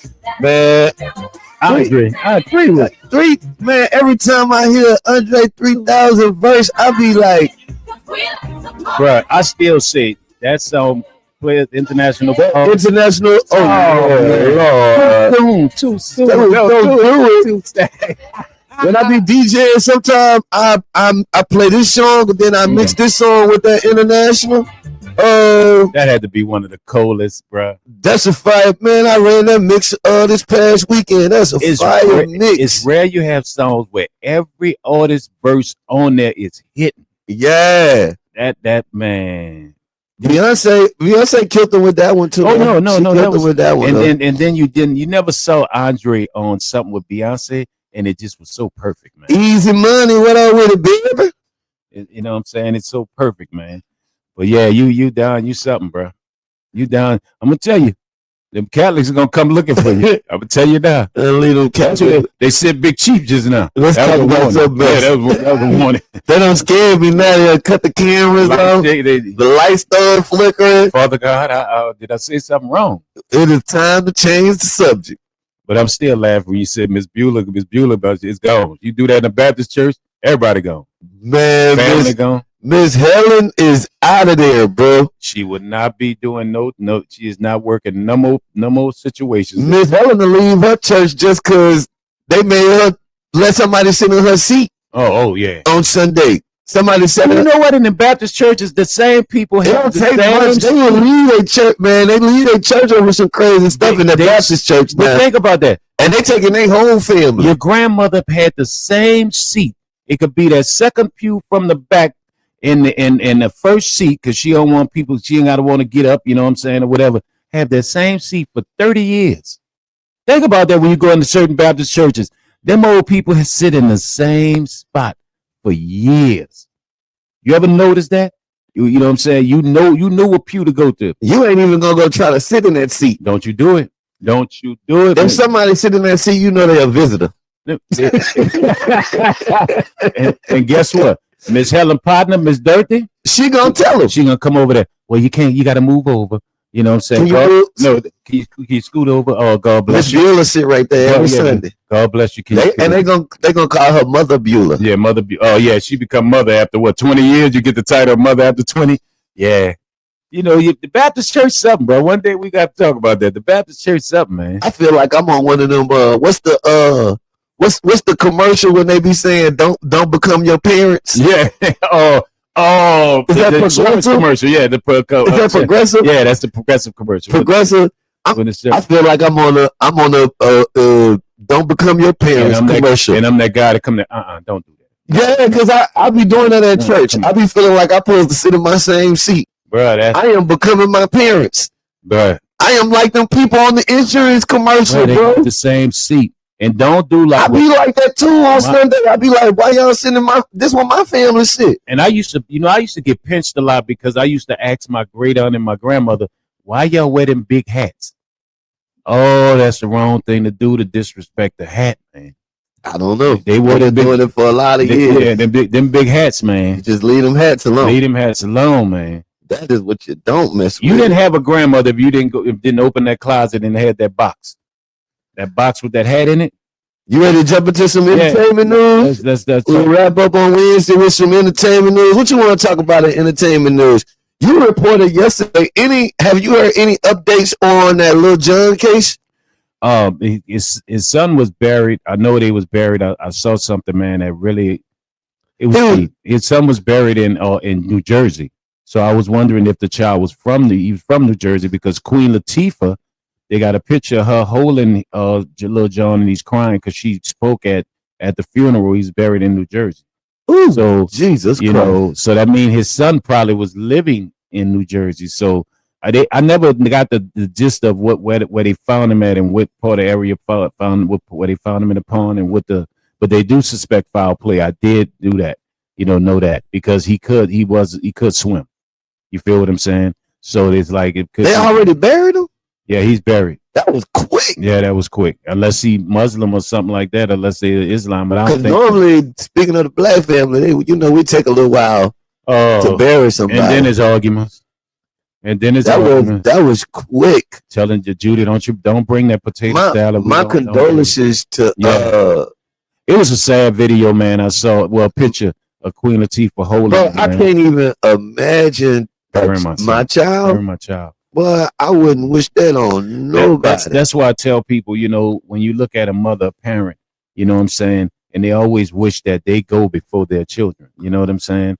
And children wish, I don't want you to go. You know what I'm saying? So, your parent wishes they go. That is how it's supposed to go. Yeah, that's how it's supposed to go. But when you burying a young child, man, you know what I'm saying, or like, and as a father case, and it's no different as a daughter. But you know what I'm saying? When a father, and if that's his only son, it's legacy. I don't know. A child in general. A child, period. I'm just saying, you just look at situations. But I get where you're coming from with that father and that son. Because the 90s, the blooded 90s, man, a lot of, I know guys that lost their son out there in the streets, man.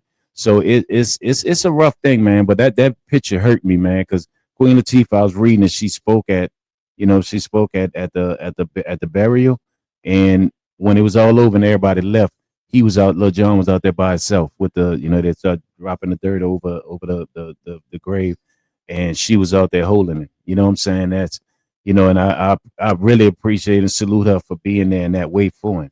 You know what I'm saying? Because that's what we are generally in the hip hop community. We're a fraternity. We close. You know what I'm saying? But that's hard, man. And then for somebody like that, and it may sound crazy to people out there when I say that, we have kids, all of us, you in this too, with us, man. And not just for rap artists, you in this whole business, this fraternity of ours. You get scared because of who we are and what we've become, that things can happen to our kids. You know what I'm saying? And then it gets polarized more, which is wrong, because if it's one of our kids that's a name, people put it out there more when it's every day people are losing their kids. And so, and then we get speculations of what's going wrong and whatever. So when you look at Lil Jon, honest to God, I've been knowing Lil Jon all these years. I never knew he had a child. That's how much he kept his personal. Yeah, I knew he had. I didn't know. But it wasn't something that he publicly, put out there. Yeah. That's my boy, man. When the Rams played the Eagles, the Patriots down here in the Super Bowl, me and him to know him, he's a good dude. He's a good dude, man. You talking in real life, like he really is. He really is, man. Let me ask you this question, since we on entertainment news, and we talking about this tragedy that happened. How do you feel about? I've been seeing this trend lately when you talk about blogs, and you got all of these podcasts now, bro, and there's so many different outlets as far as media is concerned. Like, what's fair game, bro? Like, what's fair game? Like, with I see some of these people, and I'll bring up another story. Comedian Mike Epps. I'm gonna bring this story in there too. Comedian Mike Epps. He had just did a stand-up, and he went in on Nicki Minaj and her husband and her brother, and he was really just cracking jokes. He was just cracking jokes, but he came out the next day and he apologized. And so I'm gonna couple these two questions and incidents together. Even thinking about, I seen somebody making a joke about the whole Lil Jon situation, like another blogger out there. And so with that being said, I hate I took the long way around to get to this question. No, it's all good. But with that being said, bro, like what is the guidelines, or what should be fair game and not fair game? Like, I know we have crossed the line, so I'm not even going to ask you if we crossed the line, because I feel like we passed the line. I'm more so like, at this point, they moved the line. What is the line? Can we move the line back? Like, should we be profiting off of people pain? Or is this something that has been happening all of the time? We just see it more relevant now. Okay, with journalists, right, and reporters. And I learned this from having friends that, the moral integrity of reporting and journalism, right? You have to report the story, but they had codes, they had lines that, hey, you don't go that far, right?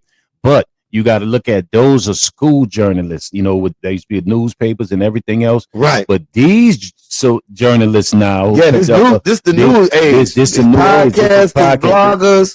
This Brian off the block now got a podcast. So Brian off the block didn't go through college taking journalism, right? And to know that it was integrity and moral integrity in reporting, that some things you don't do. Where a family has lost someone, you might know some deep, intricate situations of that, but you're not going to talk about that, or you're definitely not going to make a joke about it, because your integrity was really about your reporting, right? It wasn't not about the money that you was getting from that story when you be a real journalist or a reporter.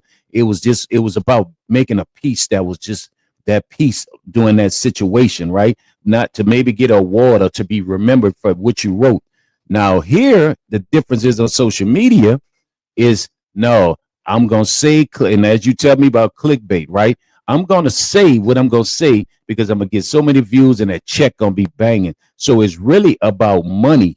It's because they didn't go through journalism school to know it's about moral integrity and it's about the perfect art piece that you're gonna write, even if it's just a paragraph about Don P or just about Lil Jon's situation, right?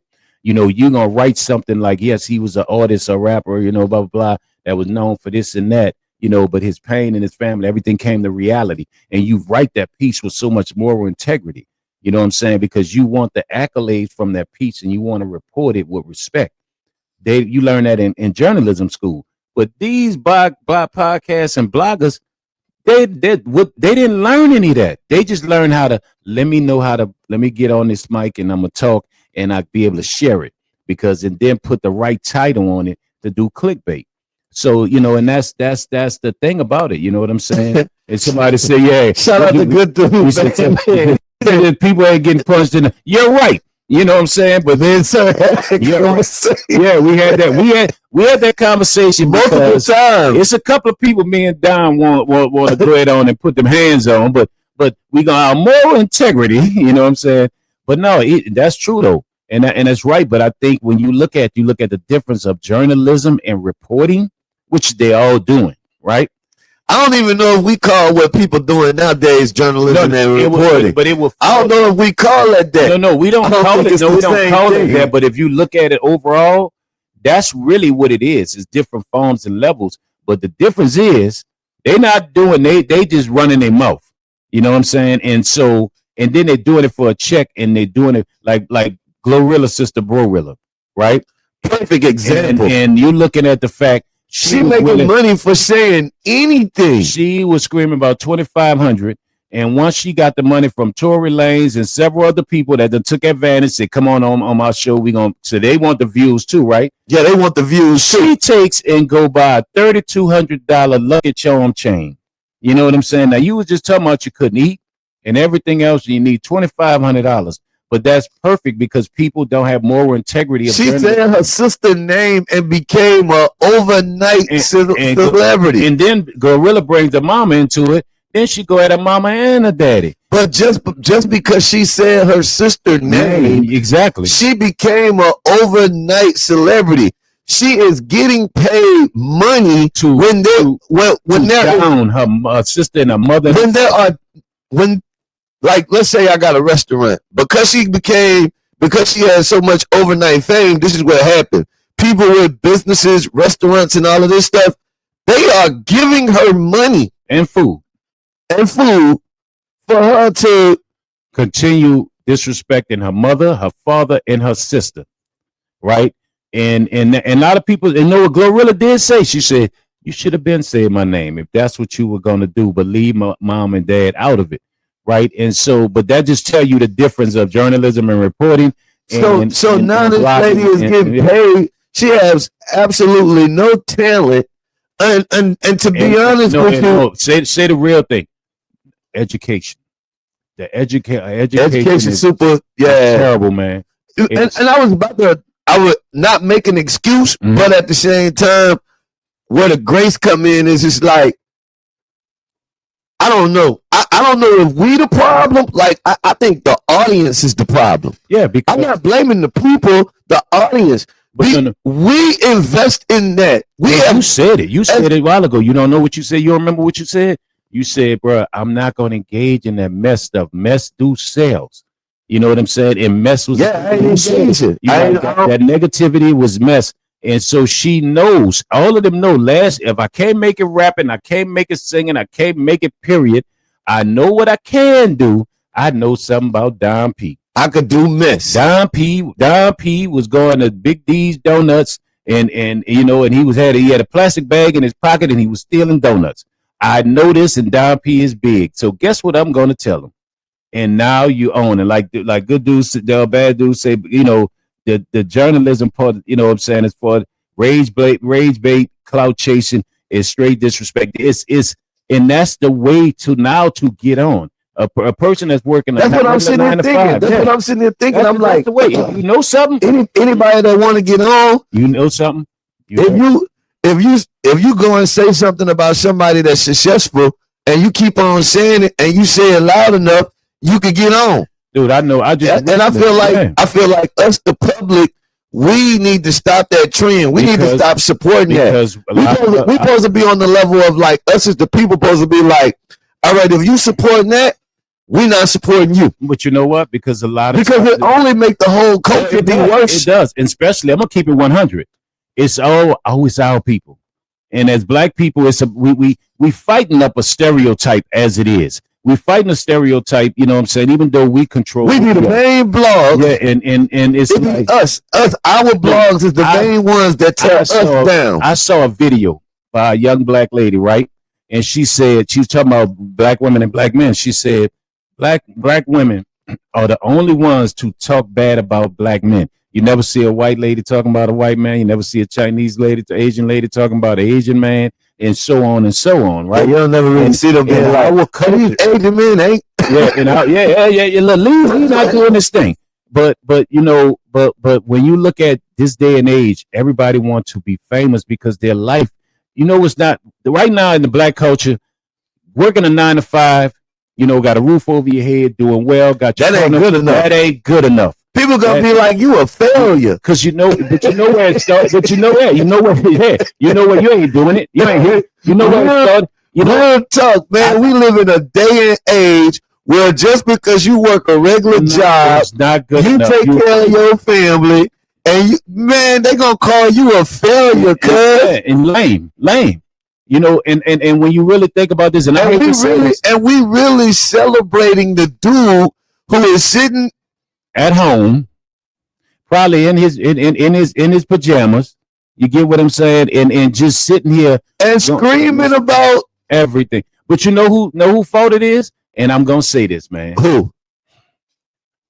Us as rap artists, because we made a person at work we made the 9 to 5 guy, you know, 9 to 5 woman. She is not all that. He not all that. You living in an apartment. You don't have this. You don't have that. The rap we did. Let me tell you something. We put an expectation of life that a lot of us, you know what I'm saying? One thing I never did, I could say this, I didn't lie about the life that I was living. But a lot of rappers have done that. So what it did was so many. And that rap and that 9 to 5 person. So it gave a false narrative. And then you had a lot of 9 to 5 people. Yes, you had a lot of 9 to 5 people who was like, I'm not going to sell dope. That ain't me.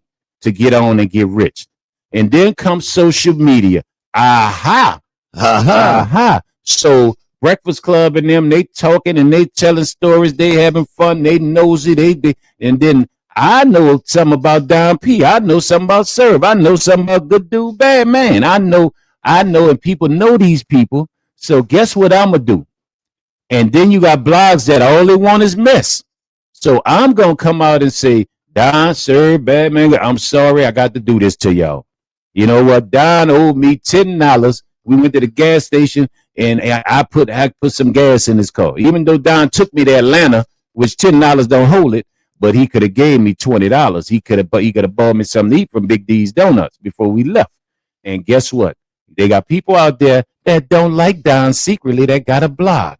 And guess what? I give you $2,500 to tell me how Don beat you out $10 and some donuts from Big D's. Because Don cheap. And what Don get on songs and on the radio talking about, I'm a big deal. You know, and I take care of my people. You know what I'm saying? And so now, next thing you know, yep. And the 9 to 5 person that be cheap, and I can prove it. And all they do is get popular one time, and we know popularity is a drug, man. It's a hell of a drug. It's a hell of a drug. Especially when you ain't never had it. Especially like when you ain't never really been on the scene like that. Oh, Miss JV5. Some rappers degrade women, and now they want to turn around and lift them up as queens. Yes, the rappers. Yeah, because we changed. Yeah, rappers have made that mistake. I ain't a rapper, but that's what I would expect that a rapper would say. It's not even just change. I'm gonna say it.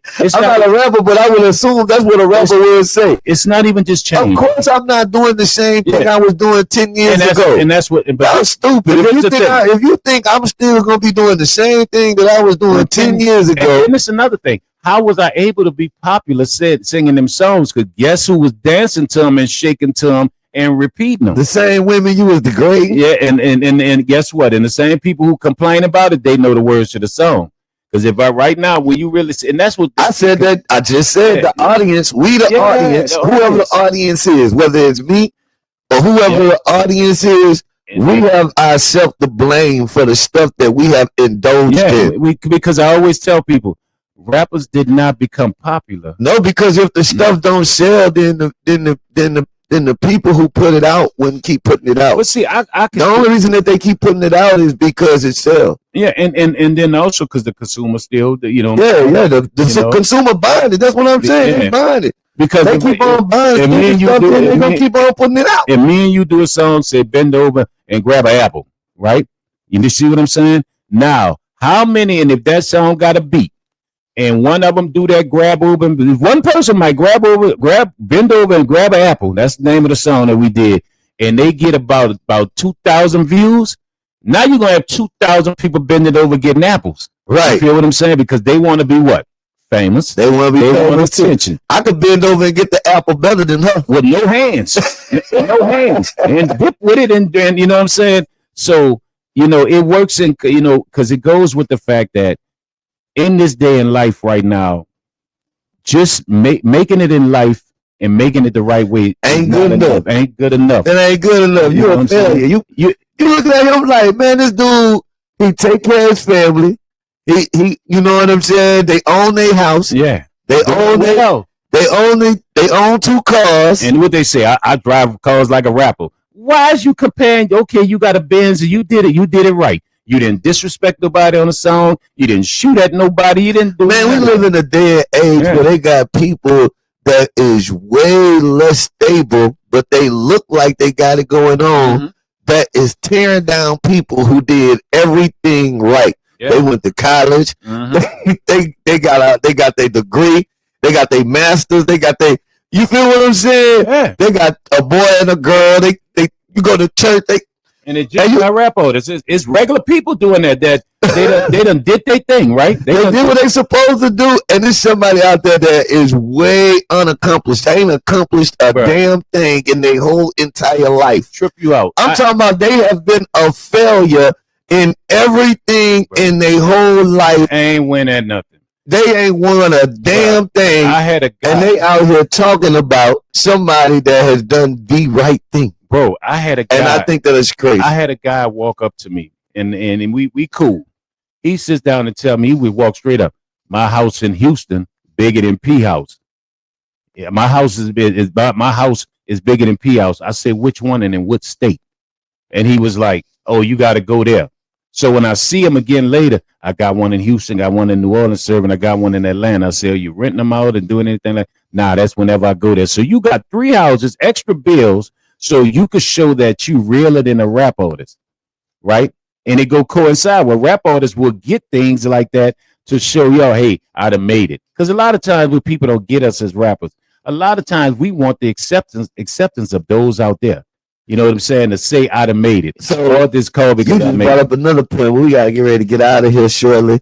But you brought up another point. So one of the things that caused a lot of this stuff is basically we're just not happy with ourselves. Yeah, want acceptance. We're just not happy with ourselves. People talk about rappers that they don't know. That's why I know for a fact that I have experienced some dislike because of my comfortability with me. Not because I've done a whole bunch of stuff, not because I got a lot of money. It's because I am comfortable. He got a lot of money, yo. I'm just comfortable with what I got. It feels like I got a lot of money. You know, no, I'm serious. No. People would think that I got a lot of money because I'm comfortable with what I have. Like, look what good dude said. How a dude that so black and record he was broke. He's not rich. He's not rich. Yeah, but no, people. It's just because I'm comfortable with what I have, bro. I don't have much, but what I do have, I ain't gonna even say comfortable. I'm gonna say I'm happy. You know, that's why I tell people also, when you look at so many black men in jail, a lot of times when I tell when they say black men don't love black women, they got a lot of them been in jail because of women that sold drugs so they can have the nice things to get this woman, get that, and get that scene. And I remember myself, honest to God, a lot of us, you know, like you say, have certain lives.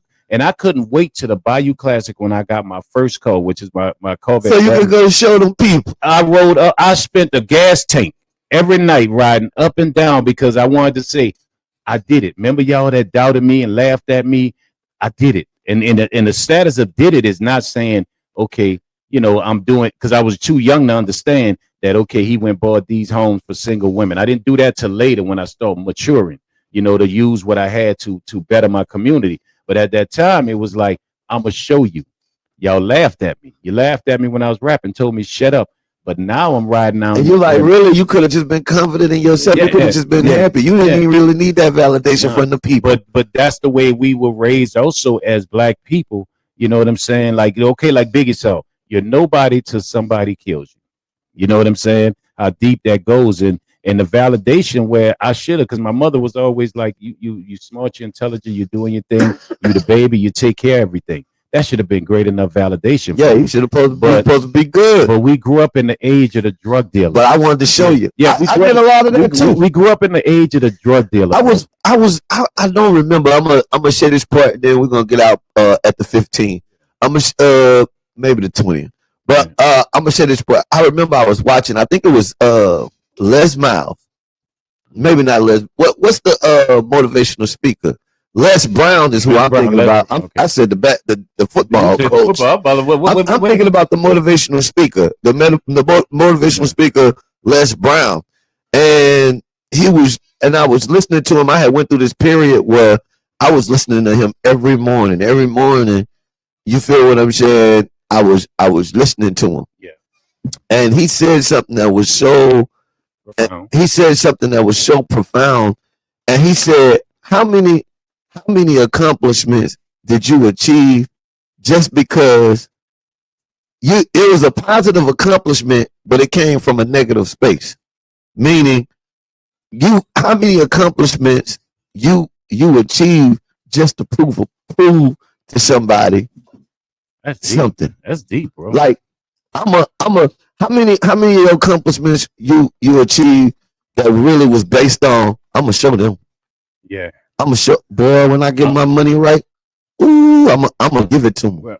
I'm gonna show them. That's how many things we really accomplished. That then I started looking at my life, and then I started looking at accomplishments, and there's so many things that there was good accomplishments, and there was positive things in my life, but really in all actuality, I ain't doing it for me. No. I ain't really doing it for me. It wasn't really. It was because I wanted to show somebody. It was because I wanted to prove something to somebody.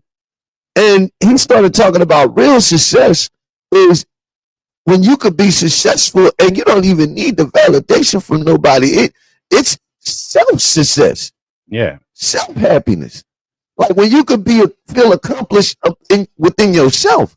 Like so many times, you probably experienced this. I experienced this right now. Like, man, I done accomplished a lot of stuff. And a lot of people will be like, oh, man, you so decorated. You so accomplished. Do you know sometime when I'm alone, I feel unaccomplished? Man, and then people can make you, but if if everything is stronger in you, you don't let them. Because I remember when I first came on the show, right? And somebody said, serve your legend, right? And I let the people say it. I'm you know what I'm saying, of what I've done in my accomplishments. Because I didn't understand until we got on. Me and KLC said this. Social media made us know what we really accomplished. Because we didn't think we accomplished anything and not enough. So when people are saying this, that, and that, and that, and like you say, then you sit at home and you like, yeah, I did this, I did that. But nah, I ain't did nearly as what I wanted to do, which also puts you in a different mind state. You know what I'm saying? And so even when we was talking about earlier, me and KLC, we said this, you know how we used to measure how good we did in life? Because we were so young and didn't understand that we doing good. Mama got a house. Your kids, we didn't put money aside for our kids, back then. And we did all this, right? And, we able to take care in the community. We was doing things, we was learning. But you know how we measured our success of what we did during that year? We used to always say, wait till the next Bayou Classic. Wait till the next Bayou Classic. I'm going to be right by the Bayou Classic. Because the whole city had a bunch of people. People was out.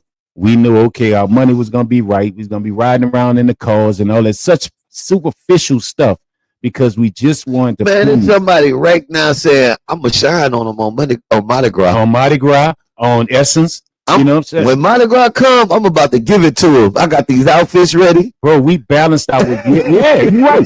We really balanced out with I got this car clean. I could call KL right now and he'll tell you. I'm about to give it to him. Watch me. For Mardi Gras. Watch me. I know the light bill due and my phone bill due with the Louis Vuittons. I'm getting them. I'm popping.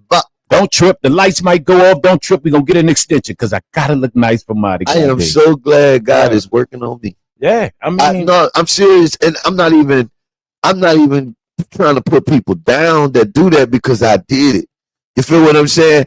I'm just happy that God is working on me, that I could be able to be like, you know what I thank God for? Yeah, of course I want that big $200 million radio deal. Don't get me tripping. But I want it. But at the same time, I am happy though. I'm happy. I enjoy the journey. What we have to do is get back to enjoying the journey of reaching success. You feel what I'm saying? But you know what? You know what? For me, I thank God every day for my kids, not for the fact because I'm just a father. You know, they're my motivation of, you know, I want to do it right and show your dad did it right. I did it for my education because I push education with them. Even when they feel like I'm not going to school. Snake nobody. Your dad, regardless of what you heard on the songs, that was your old father, what he did in the streets or whatever, whatnot.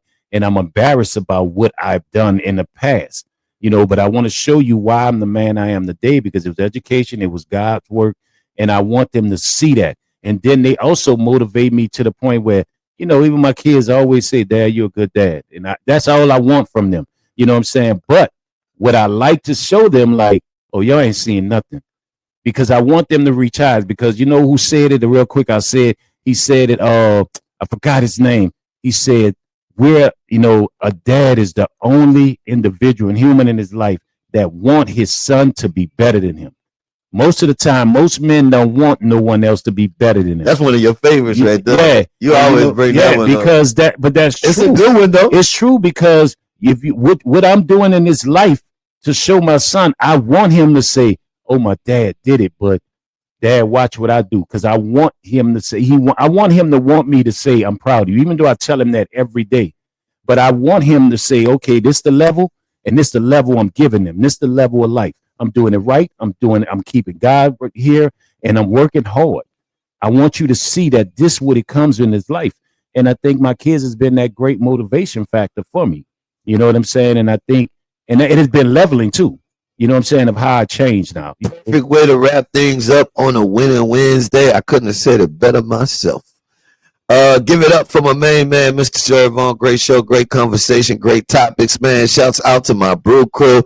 Big ups to Jay Ham. That's good dude, bad man. I need him to come on more. Hamilton. I need him to come on even more. That is one of the probably, man. Hilarious. I'm taking that. I'm stealing that. Don't make me talk about that dude right there. That dude right there, I get mad at him sometimes. I like him, man. I like him. One of the most beyond talented people that I know, and he is so talented.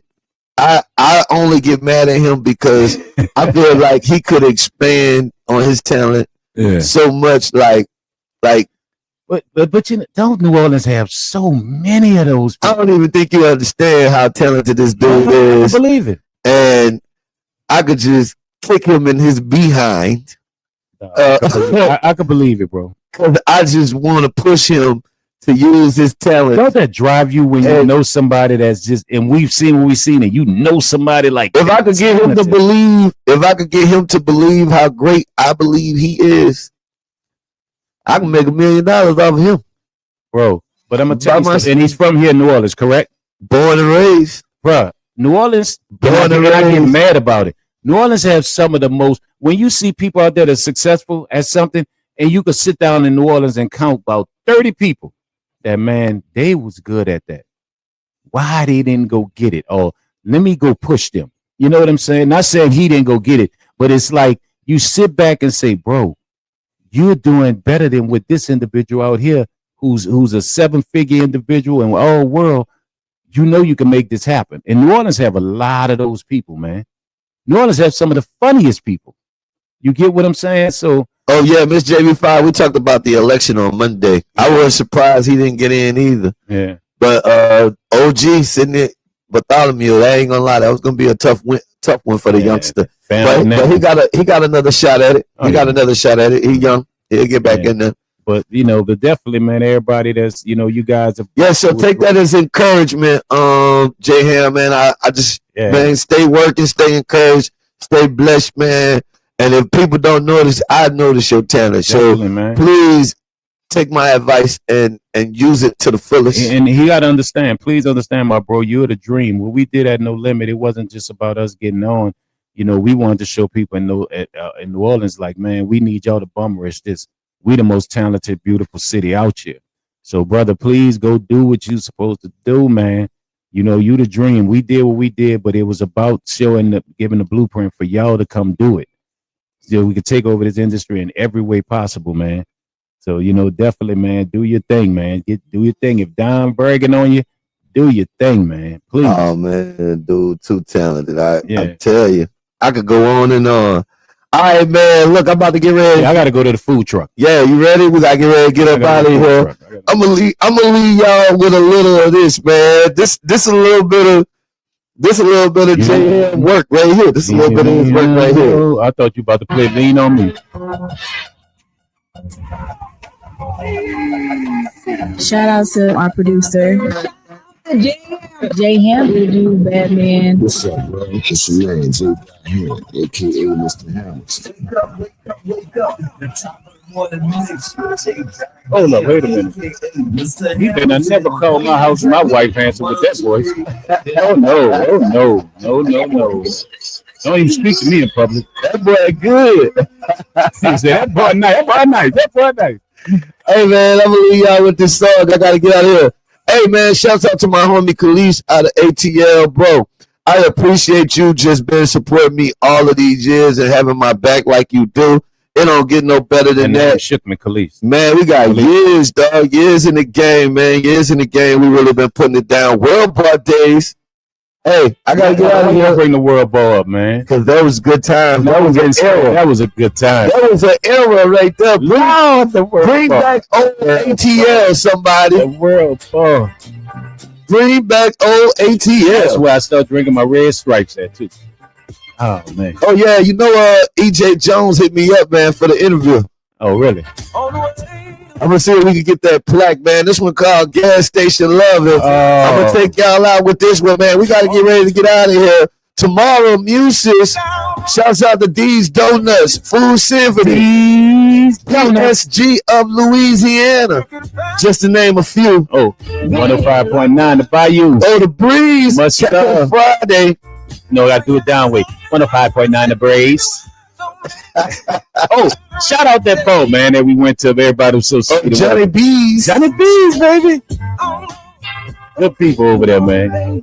That's my Bayou family. They said, don't call us country, we Bayou. Wings and Dex. Black Rambo. Tuka, where our picture at? And Lemon Pepper was kicking. Tuka got our picture. She didn't want to send us our picture. Because she can't drive over 80 miles an hour to get here. So, hey, Tuka mad at us. She said we left the car. You know what I'm saying? Looking bad, so she on it. I'm about to come get it now. Take it to the detail shop. Where you at? You can't drive too fast.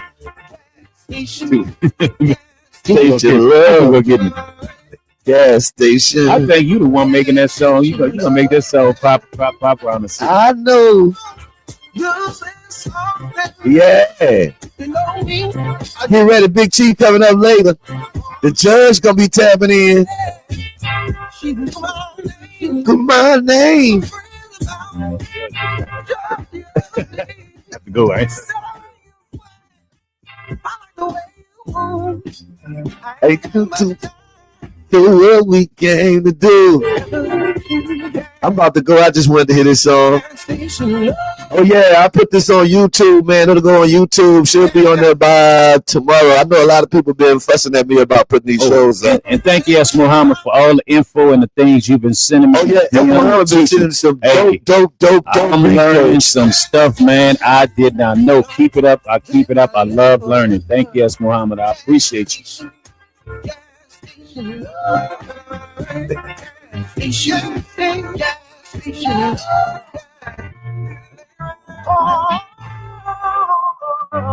had this girl.